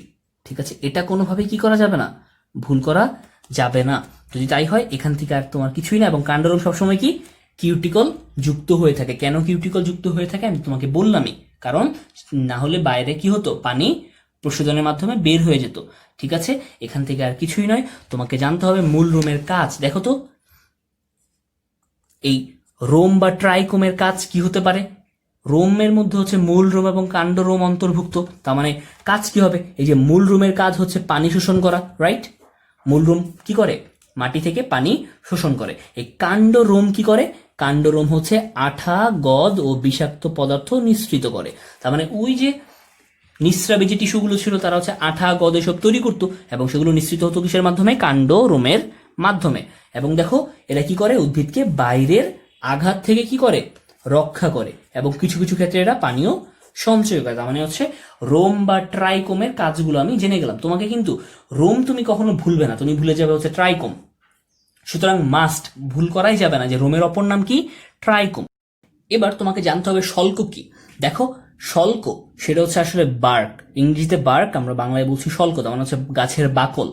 তার মানে সে কি, সে হচ্ছে পাতলা ঝিল্লি সদৃশ বিশেষ ধরনের রোম। এবং এই বাকল কি করে, বাকল শক্ত হয়ে পুরু হয়ে সে হচ্ছে প্রশোধনের হারকে কমায়। তার মানে সে গাছের ভিতরে কি করে, পানিকে ধরে রাখে। তার মানে শল্ক আমরা বুঝে গেলাম। শল্ক কেমন, পাতলা ঝিল্লি সদৃশ এক বিশেষ ধরনের রোম। এখান থেকে এমসিকিউ আসবে, পাতলা ঝিল্লি সদৃশ বিশেষ ধরনের রোমকে কি বলে, অ্যান্সার হ্যাজ টু বি শল্ক। ঠিক আছে, এবার আমরা চলে আসবো পরবর্তীতে কোলেটার্স। এবার কোলেটার্সটা আসলে কি, দেখো কোলেটার্স হচ্ছে বিশেষ ধরনের বহুকোষী ট্রাইকোমকে বলে কোলেটার্স। এবার ট্রাইকোম মানে কি, তুমি তো জানো যে ট্রাইকোম মানে আসলে রোম, তাই না। তার মানে আমি বলতে পারি যে বিশেষ ধরনের বহুকোষী রোমকে কি বলে, বিশেষ ধরনের বহুকোষী রোম বা ট্রাইকোমকে বলে হচ্ছে কোলেটার্স। কোনোভাবেই ভুল করা যাবে না, হুবহু লাইনটা এমসিকিউতে আসে। কোলেটার্স হচ্ছে এক ধরনের কি পূর্ণ থাকে, চকচকে আঠালো পদার্থে পূর্ণ থাকে। তার মানে প্রশ্ন আসবে নিচের কোন এপিডার্মাল উপাঙ্গটি চকচকে আঠালো পদার্থে পূর্ণ থাকে, অ্যান্সার কি হবে, অ্যান্সার হবে কোলেটার্স। এবার চলে আসবো থলি। দেখো তারা ঘুরে ফিরে সবাই আসলে রোম, তারা সবাই আসলে ট্রাইকোম। তার মানে এই ট্রাইকোম হচ্ছে মডিফাইড হয়েছে। ঠিক আছে, দেখো সে কি, সে হচ্ছে বিশেষ এক ধরনের পানি ধারক এবং প্রশস্ত ট্রাইকোম। তার মানে থলি কি? থলি হচ্ছে বিশেষ এক ধরনের পানি ধারক এবং প্রশস্ত। ট্রাইকোমকে কি বলে? থলি বলে। কোনোভাবেই এই অংশটা কি করা যাবে না, ভুল করা যাবে না। তোমাকে জানতে হবে যে এই থলি বা ব্লাডার বা এই যে বিশেষ ধরনের প্রশস্ত ট্রাইকোম, এইটা হচ্ছে কোন উদ্ভিদে পাওয়া যায়। ঠিক আছে, এটা মাস্ট। দেখো কোন উদ্ভিদে পাওয়া যায়, আমরা যদি একটু বইয়ের মধ্যে খেয়াল করি, বলা হয় বরফ উদ্ভিদ নামে পরিচিত। সেটা কি? মেসেমব্রেনথেমাম ক্রিস্টালিনাম। ঠিক আছে, হ্যারি পটারের স্পেলের মতো মনে হচ্ছে, তাই না? সেটা হচ্ছে বরফ উদ্ভিদের মধ্যে কি পাওয়া যায়? এই থলি বা ব্লাডার পাওয়া যায়। এবার আমরা চলে আসবো স্টোমাটা বা পত্ররন্ধ্রে। তোমরা জানো যে স্টোমাটা বা পত্ররন্ধ্র এই অধ্যায়ের পড়া না, সেটা হচ্ছে নবম অধ্যায় উদ্ভিদ সারিতত্ত্বে আমরা জেনে আসি, তাই না? এবার তোমাকে জানতে হবে এখানে অতিরিক্ত কিছু তথ্য দেওয়া আছে স্টোমাটা বা পত্ররন্ধ্র সম্পর্কে। তুমি জানো স্টোমাটা কি? সেটা হচ্ছে পাতা এবং কচি কাণ্ডের ত্বক, কিছুটা ছিদ্রযুক্ত থাকে। সেই ছিদ্রগুলো কি দ্বারা গঠিত? সেই ছিদ্রগুলো হচ্ছে দুইটা অর্ধচন্দ্রাকৃতির রক্ষীকোষ দ্বারা গঠিত বা বেষ্টিত। ঠিক আছে, এই রক্ষীকোষের মধ্যে যেন কি কি থাকে? রক্ষীকোষে থাকে একটা বড় নিউক্লিয়াস, অনেকগুলো কি থাকে? ক্লোরোপ্লাস্ট এবং ঘন সাইটোপ্লাজম। ঠিক আছে, তার মানে স্টোমাটা কি? স্টোমাটা হচ্ছে উদ্ভিদের বায়বীয় অংশের ত্বকে দুইটা রক্ষীকোষ দ্বারা পরিবেষ্টিত বিশেষ যে ছিদ্র, সেটাকে বলা হয় স্টোমাটা বা পত্ররন্ধ্র, যেটাকে এক বচনে কি বলে? স্টোমা। তার মানে এখান থেকে তোমাকে এমসিকিউ জানতে হবে। এমসিকিউ গুলো হচ্ছে রক্ষীকোষের মধ্যে কিছু ক্রাইটেরিয়া আছে। রক্ষীকোষের নিউক্লিয়াসটা কেমন? আকারে বড়। ক্লোরোপ্লাস্ট কেমন? বহু। সাইটোপ্লাজম কেমন? ঘন। তোমরা ব্যাপারটা জানো। এবার মজার বিষয় হচ্ছে রক্ষীকোষের চারপাশে কিছু হচ্ছে কোষ থাকে, যারা হচ্ছে রক্ষীকোষকে আবার বেষ্টন করে রাখে। সেই কোষগুলোকে বলা হয় সহকারী কোষ। ঠিক আছে, তো মানে আমরা যে পত্ররন্ধ্রের বেসিক গঠনটা দেখেছিলাম, মনে আছে না? যে এই হচ্ছে রন্ধ্র, এই হচ্ছে তার সাথে থাকা রক্ষীকোষ। এইবার এই যে এই দিকটাতে এইরকম যে কিছু আমি লেয়ার দেখতে পাচ্ছিলাম, এরকম কিছু সেল দেখতে পাচ্ছিলাম, সেই সেলগুলো কি ছিল? এরকম সেলগুলো ছিল আসলে আমার সহকারী কোষ। ঠিক আছে, তার মানে এরা হচ্ছে সহকারী কোষ। এবার দেখো, আমরা জানি যে কি করে পত্ররন্ধ্রের মাধ্যমে গ্যাসিয়াস এক্সচেঞ্জ গুলো হয়। এবার গ্যাসিয়াস এক্সচেঞ্জ হওয়ার জন্য একটা চেম্বার থাকতে হবে। তার মানে স্টোমাটা বা পত্ররন্ধ্রের নিচে একটা বড় বায়ু কুঠুরি থাকে, একটা চেম্বার থাকে। সেই বায়ু কুঠুরি বা চেম্বারটাকে কি বলে? সাব স্টোমাটাল বায়ু কুঠুরি বা শ্বাস কুঠুরি বলে। বুঝতেই পারছো, সাব মানে নিচে, তার মানে সাব স্টোমাটাল বায়ু কুঠুরি। তার মানে কি? স্টোমাটার নিচে যে বায়ু কুঠুরিটা থাকে সেটা হচ্ছে সাব স্টোমাটাল বায়ু কুঠুরি। ঠিক আছে, এমসিকিউ তোমরা জানো যে পত্ররন্ধ্র খোলা বা বন্ধ হওয়া সেটা কি কর্তৃক নিয়ন্ত্রিত হয়? সেটা রক্ষীকোষ কর্তৃক নিয়ন্ত্রিত হয়। পত্ররন্ধ্র যেন কখন খোলা থাকে? সাধারণত দিনের বেলা খোলা থাকে। কখন যেন বন্ধ থাকে? রাত্রে বন্ধ থাকে। শুধুমাত্র ব্যতিক্রমটা দেখা যায় কোন উদ্ভিদে? ব্যতিক্রমটা দেখা যায় পাথরকুচি গোত্রের উদ্ভিদে, তাই তো? সেখানে কি হয়? পত্ররন্ধ্র রাতে খোলা থাকে কিন্তু দিনে বন্ধ থাকে। এবার এই তথ্যগুলো, এই সবগুলো তথ্য আমরা আসলে নবম অধ্যায় উদ্ভিদ সারিতত্ত্বে জেনে এসেছি। এবার আমাকে যেটা জানতে হবে সেটা হচ্ছে পত্ররন্ধ্রের প্রকারভেদ, যেটা হচ্ছে সেখানে নেই, এখানে নতুন করে দেওয়া আছে। মাস্ট, কোনোভাবেই ভুল করা যাবে না। দেখো পত্ররন্ধ্রের প্রকারভেদগুলো কি কি হয়, খুবই গুরুত্বপূর্ণ। রক্ষীকোষের চারদিকে এই যে সহকারী বা সাবসিডিয়ারি কোষগুলো আছে, তাদের সংখ্যা এবং তাদের অবস্থানের উপর ভিত্তি করে পত্ররন্ধ্র 6 ভাগে বিভক্ত। কি কথা বললাম? রক্ষীকোষের চারপাশে যে সহকারী কোষগুলো আছে তাদের সংখ্যা এবং অবস্থানের উপর ভিত্তি করে পত্ররোম কয় প্রকার? 6 প্রকার। সেই 6 প্রকার পত্ররন্ধ্রের প্রকারগুলো তোমাকে জানতে হবে। ঠিক আছে, তাহলে খেয়াল করো, আমাকে প্রকারগুলো জানার জন্য আমার একটা সহজ ছন্দ আছে। সেই ছন্দটা ব্যবহার করে আমি খুব সহজ কি করব? পত্ররন্ধ্রের 6টা প্রকার জেনে ফেলতে পারবো। ছন্দটা কি? ছন্দটা হচ্ছে দিয়া পাড়ার আনিস তাকিয়ে আছে আনমনে, এবং সবগুলোর সাথে সাইটিক। তার মানে দিয়া পাড়ার আনিস তাকিয়ে আছে আনমনে, এই ছন্দটা ব্যবহার করে আমরা সবগুলো পত্ররন্ধ্রের প্রকারভেদ জেনে ফেলবো। এখান থেকে প্রশ্ন আসবে পত্ররন্ধ্রের প্রকারভেদ 9 কোনটি? তাহলে দেখি কিভাবে জানবো। খেয়াল করো, দিয়া মানে কি? দিয়া মানে হচ্ছে ডায়া। ঠিক আছে, দিয়া মানে কি? ডায়া। বললাম সবগুলোর সাথে সাইটিক, তার মানে দিয়া সাইটিক বা ডায়া সাইটিক। তার মানে প্রথম প্রকারটা হচ্ছে ডায়া সাইটিক। তারপর দেখো পারা মানে কি? পারা মানে হচ্ছে প্যারা। ঠিক আছে, এবং সবার সাথেই সাইটিক যুক্ত, তার মানে পারাসাইটিক বা প্যারাসাইটিক। ঠিক আছে, দেখো আনিস মানে কি? আনিস মানে হচ্ছে অ্যানিসো। আনিস মানে কি?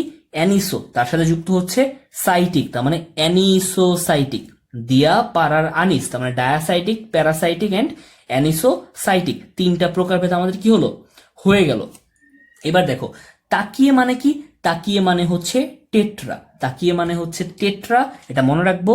এবং সাথে সাইটিক, তার মানে তাকিয়ে সাইটিক বা টেট্রা সাইটিক। এবং দেখো আছে মানে কি? আছে মানে হচ্ছে অ্যাক্টিনো। আছে মানে কি? অ্যাক্টিনো, সাথে সাইটিক, তার মানে অ্যাক্টিনোসাইটিক। আনমনে মানে কি? আনমনে মানে হচ্ছে অ্যানোমো, সাথে কি? সাইটিক, তার মানে আনমনে যোগ সাইটিক মানে হচ্ছে অ্যানোমো সাইটিক। ঠিক আছে, তার মানে আমরা পত্ররন্ধ্রের 6টা প্রকারভেদ কি সহজে পড়ে ফেললাম। কি কি সেটা? দিয়া পাড়ার আনিস, তাকিয়ে আছে আনমনে। তার মানে এর মানেটা কি? এর মানেটা হচ্ছে দেখো ডায়াসাইটিক, প্যারাসাইটিক, আনিসোসাইটিক, টেট্রাসাইটিক, অ্যাক্টিনোসাইটিক এবং অ্যানোমোসাইটিক। এই ছন্দটা দিয়ে সবগুলো আমরা পড়ে ফেললাম। এবার তোমাকে জানতে হবে যে আসলে ডায়াসাইটিক মানে কি। বুঝতেই পারছি, ডায়া মানে 2, তার মানে কয়টা সাবসিডিয়ারি বা সহকারী কোষ থাকবে? সেখানে 2টা সাবসিডিয়ারি বা সহকারী কোষ থাকবে। সাইটিক এসেছে সেল থেকে, তার মানে হচ্ছে আমার 2টা সেল থাকবে, সাবসিডিয়ারি সেল থাকবে, 2টা সহকারী সেল থাকবে। প্যারাসাইটিক, প্যারাসাইটিকেও দেখতে পাচ্ছি আমি 2টা সহকারী কোষ থাকবে। কিভাবে ডিফারেন্সিয়েট করব? খেয়াল করো, প্যারা মানে হচ্ছে প্যারালাল। প্যারালাল মানে কি? সমান্তরাল, তার মানে 2টা সাবসিডিয়ারি কোষ থাকবে এবং তারা থাকবে রক্ষী কোষের সমান্তরাল ভাবে। ঠিক আছে, আর ডায়াসাইটিক সেখানেও 2টা থাকবে সাবসিডিয়ারি কোষ, কিন্তু তারা থাকবে রক্ষী কোষের সাথে সমকোণে, একজন সমকোণ একজন সমান্তরাল। তার মানে ডায়াসাইটিক এখানে আমার কয়টা থাকবে? থাকছে হচ্ছে আমার 2টা সহকারী কোষ। প্যারাসাইটিকেও আমার সহকারী কোষ করা থাকছে 2টা, কিন্তু সেটা হচ্ছে লম্বভাবে আর এটা হচ্ছে সমান্তরালে। বুঝতে পেরেছি? যদি তাই হয় এবার দেখো অ্যানিসোসাইটিক, অ্যানিসোসাইটিক কয়টা? 3টা সাবসিডিয়ারি বা 3টা সহকারী কোষ দ্বারা পরিবেশিত হবে, তার মানে আনিসের নিচে লিখে রাখবো 3। এবার দেখো টেট্রাসাইটিক, বুঝতেই পারছি টেট্রা মানে কি 4, তার মানে 4টা সাবসিডিয়ারি কোষ থাকবে, তাই তো 4টা সহকারী কোষ থাকবে। দেখো অ্যাক্টিনোসাইটিক, অ্যাক্টিনোসাইটিক কি? সেটা হচ্ছে অনেকগুলো রেডিয়ালি লম্বা কোষ দ্বারা পরিবেষ্টিত থাকবে। এখান থেকে প্রশ্ন আসে মেডিকেল ভর্তি পরীক্ষায়, পত্ররন্ধ্রের কোন প্রকারে বা নিচের কোন পত্ররন্ধ্রে স্টোমা অনেকগুলো রেডিয়ালি লম্বা কোষ দ্বারা পরিবেষ্টিত থাকে? অ্যান্সার কি হবে? অ্যান্সার হবে অ্যাক্টিনোসাইটিক। ঠিক আছে, অ্যাক্টিনোসাইটিক মনে রাখবো হচ্ছে রেডিয়ালি লম্বা কোষ। এবং দেখো অ্যানোমোসাইটিক কি? অ্যানোমোসাইটিকটার হচ্ছে তুমি স্পেসিফিক আলাদা করতে পারবা না। ঠিক আছে, সাধারণ ত্বকীয় কোষ থেকে ওই স্টোমাকে পরিবেষ্টনকারী কোষগুলোকে তুমি কি করতে পারবা না? আলাদা করতে পারবা না, তার মানে তারা পৃথকযোগ্য নয়। তার মানে আমার লাস্টেরটা কোনো কাজে আসছে না। আমাকে মনে রাখতে হবে ডিয়াসাইটিক, তার মানে ডায়াসাইটিক 2টা সেল থাকবে, প্যারাসাইটিক 2টা সেল থাকবে। এর মধ্যে ডায়াসাইটিকের সেলটা হবে হচ্ছে সমকোণে, প্যারাসাইটিকের সেলটা হবে সমান্তরালে। অ্যানিসোসাইটিক 3টা রেডিয়ালি সেল থাকবে, অর্থাৎ 3টা সাবসিডিয়ারি সেল থাকবে। এবং দেখো তাকিয়ে মানে কি? টেট্রাসাইটিক, তার মানে 4টা সাবসিডিয়ারি সেল থাকবে। তারপরে আছে মানে কি? অ্যাক্টিনোসাইটিক, অনেকগুলো রেডিয়ালি লম্বা সেল থাকবে। ঠিক আছে, এবং অ্যানোমোসাইটিককে আলাদা করা যায় না। যদি তাই হয় আমরা প্রকারভেদ জেনে গেলাম। এবার আমরা চলে আসবো পত্ররন্ধ্রের কাজ। তুমি জানো পত্ররন্ধ্রের কাজ খুব সহজ, তোমরা জেনে এসেছো। সেটা কি করে? উদ্ভিদের ভেতরে এবং বাইরে গ্যাসিয়াস এক্সচেঞ্জে হেল্প করে। সেটা কি করে? সালোক সংশ্লেষণের সময় বায়ু থেকে কার্বন ডাইঅক্সাইড গ্রহণ করে, অক্সিজেন ত্যাগ করে। তুমি জানো সেটা শ্বসনের সময় কি করে?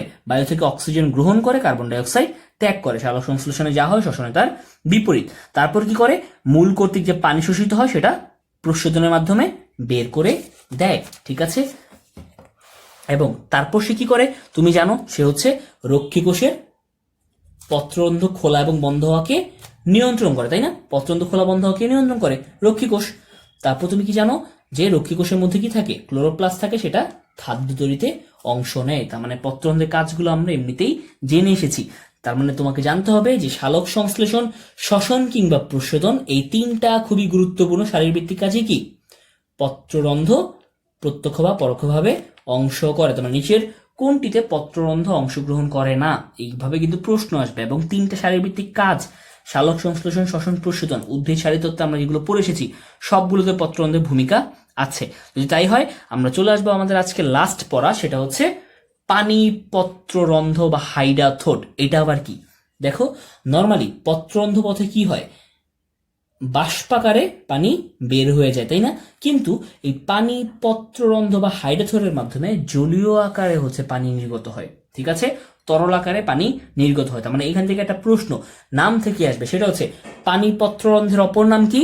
হাইড্রোথোর। অথবা নিচের কোন পত্ররন্ধ্রের মাধ্যমে জলীয় আকারে পানি নির্গত হয় বা তরল আকারে পানি নির্গত হয়? পানি পত্ররন্ধ্র বা হাইড্রোথোর, ঠিক আছে? তার মানে দেখো, পানি পত্ররন্ধ্র কি? পানি পত্ররন্ধ্র হচ্ছে এক বিশেষ ধরনের পানি নির্মোচন অঙ্গ, ঠিক আছে? এবং এখানে কি হয়, বিশেষ পরিস্থিতিতে উদ্ভিদ দেহ থেকে পানি এই রন্ধ্রের মাধ্যমে পরিত্যক্ত হয়, এই কারণে এটাকে বলা হয় পানি পত্ররন্ধ্র। তাহলে তোমাকে জানতে হবে যে বিশেষ পরিস্থিতি আসলে কি কি। দেখো, সেই বিশেষ পরিস্থিতিগুলো হচ্ছে মাটিতে যদি প্রচুর পানি থাকে এবং আবহাওয়া যদি অতিরিক্ত আর্দ্র থাকে। তার মানে মাটিতে পানির পরিমাণ অনেক বেশি, তার মানে পানিকে কি করতে হবে, খুব সহজেই সেই পানিটা মূলরোমের মাধ্যমে উদ্ভিদ গ্রহণ করতে পারবে। তার মানে এক্সেসিভ পানিও আছে। আবার কি, আবহাওয়া অতিরিক্ত আর্দ্র। আর্দ্র হওয়া মানে কি, বাতাসে জলীয় বাষ্পের পরিমাণ অনেক বেশি। তার মানে নর্মালি যে প্রশোধনটা হতো গ্যাসিয়াস ওয়েতে, যে পানিটা হচ্ছে বাইরে নির্গত হতো, সেটা এখন হতে পারছে না, যেহেতু বাতাস সম্পৃক্ত জলীয় বাষ্প দ্বারা পূর্ণ। তার মানে আর জলীয় বাষ্প ধারণের ক্ষমতা বাতাসের নাই, ঠিক আছে?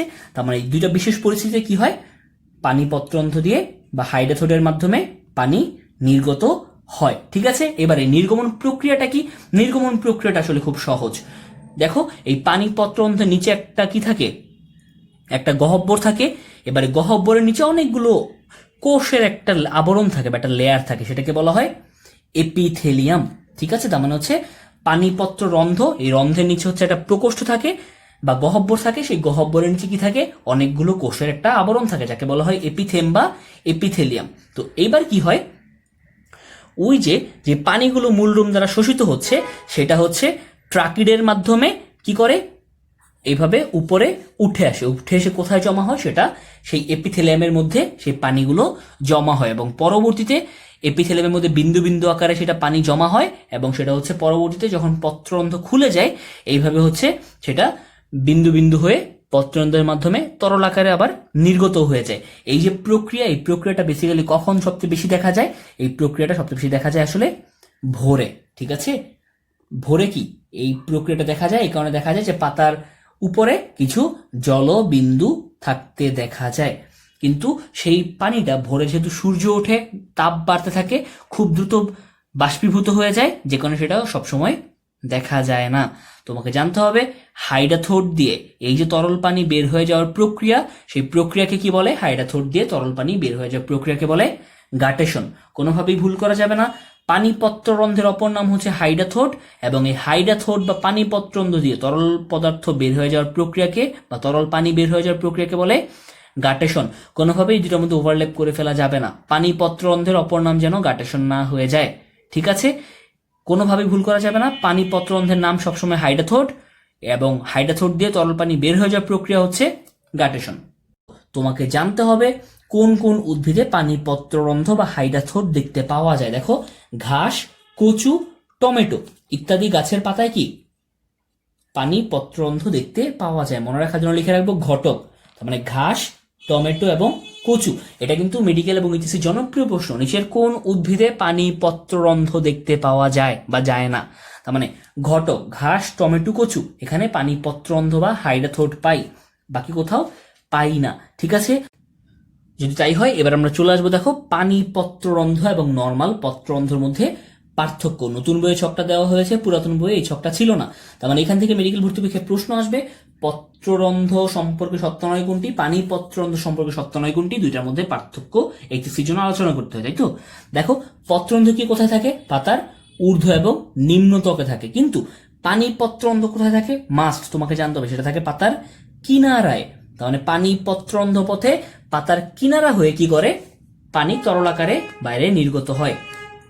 পত্ররন্ধ্র যখন খোলা থাকে তখন কি হয়, পানি নির্গত হয়। তাহলে পত্ররন্ধ্র কখন খোলা থাকে? দিনের আলোতে, তাই তো? তার মানে পানি নির্গমনের সময়টা কখন? পানি নির্গমনের সময়টা হচ্ছে দিনে, দিনের আলোতে। কিন্তু পানিপত্ররন্ধ্র দিয়ে পানি নির্গত হয় কখন? রাত্রেবেলা। দুইটা কিন্তু ভিন্ন। পানিপত্ররন্ধ্র দিয়ে পানি নির্গত হয় কখন? রাতে। কিন্তু নর্মাল পত্ররন্ধ্র দিয়ে পানি নির্গত হয় কখন? দিনে। পত্ররন্ধ্র পথে পানি কিভাবে নির্গত হয়? বাষ্পাকারে, তুমি জানো। কিন্তু পানিপত্ররন্ধ্র পথে পানি কিভাবে নির্গত হয়? তরল আকারে। পানি জলীয় বাষ্প হিসেবে নয়, বরং একদম তরল পানি হিসেবে নির্গত হয়। দেখো, পত্ররন্ধ্র পথে যখন পানি নির্গত হয়, যেহেতু পানি জলীয় বাষ্পাকারে নির্গত হয়, তার মানে এর সাথে খনিজ লবণ, যেহেতু সে সলিড, তার হচ্ছে বায়বীয় হওয়ার বা গ্যাসীয় হওয়ার কোনো সুযোগ নাই। তার মানে পানির সাথে লবণের মুক্তি ঘটে না, লবণ বাইরে নির্গত হয় না। ঠিক আছে, পরিবেশে লবণ উন্মুক্ত হয় না। কিন্তু পানিপত্ররন্ধ্র যেহেতু তরল আকারে নির্গত হয়, তার মানে এর মধ্যে লবণ মিশে থাকতে পারে, দ্রবীভূত হয়ে থাকতে পারে। তার মানে পানির সাথে কি হয়? খনিজ লবণেরও মুক্তি ঘটে। তার মানে এটা কিন্তু খুবই গুরুত্বপূর্ণ। পানির সাথে খনিজ লবণের মুক্তি ঘটে কোনটির মাধ্যমে? অ্যান্সার হ্যাজ টু বি পানিপত্ররন্ধ্র বা হাইড্রোথোট। ঠিক আছে, দেখো, পত্ররন্ধ্রের মধ্যে কোনো কি নেই? এপিথেলিয়াম নেই। কিন্তু পানিপত্ররন্ধ্রের মধ্যে এপিথেলিয়াম আছে। ঠিক আছে, তার মানে হচ্ছে পানিপত্ররন্ধ্রের নিচে অনেকগুলো স্তর থাকে। সেই স্তরগুলোর মধ্যে কি হয়? ট্রাকিড হয়ে পানিটা সেই স্তরে গিয়ে পৌঁছায়, সেই এপিথেলিয়াল সেলগুলোতে গিয়ে পৌঁছায়, পরবর্তীতে সেখানে জমা থাকে এবং পানিপত্ররন্ধ্রের মাধ্যমে সেটা পাতার বাইরে নির্গত হয়।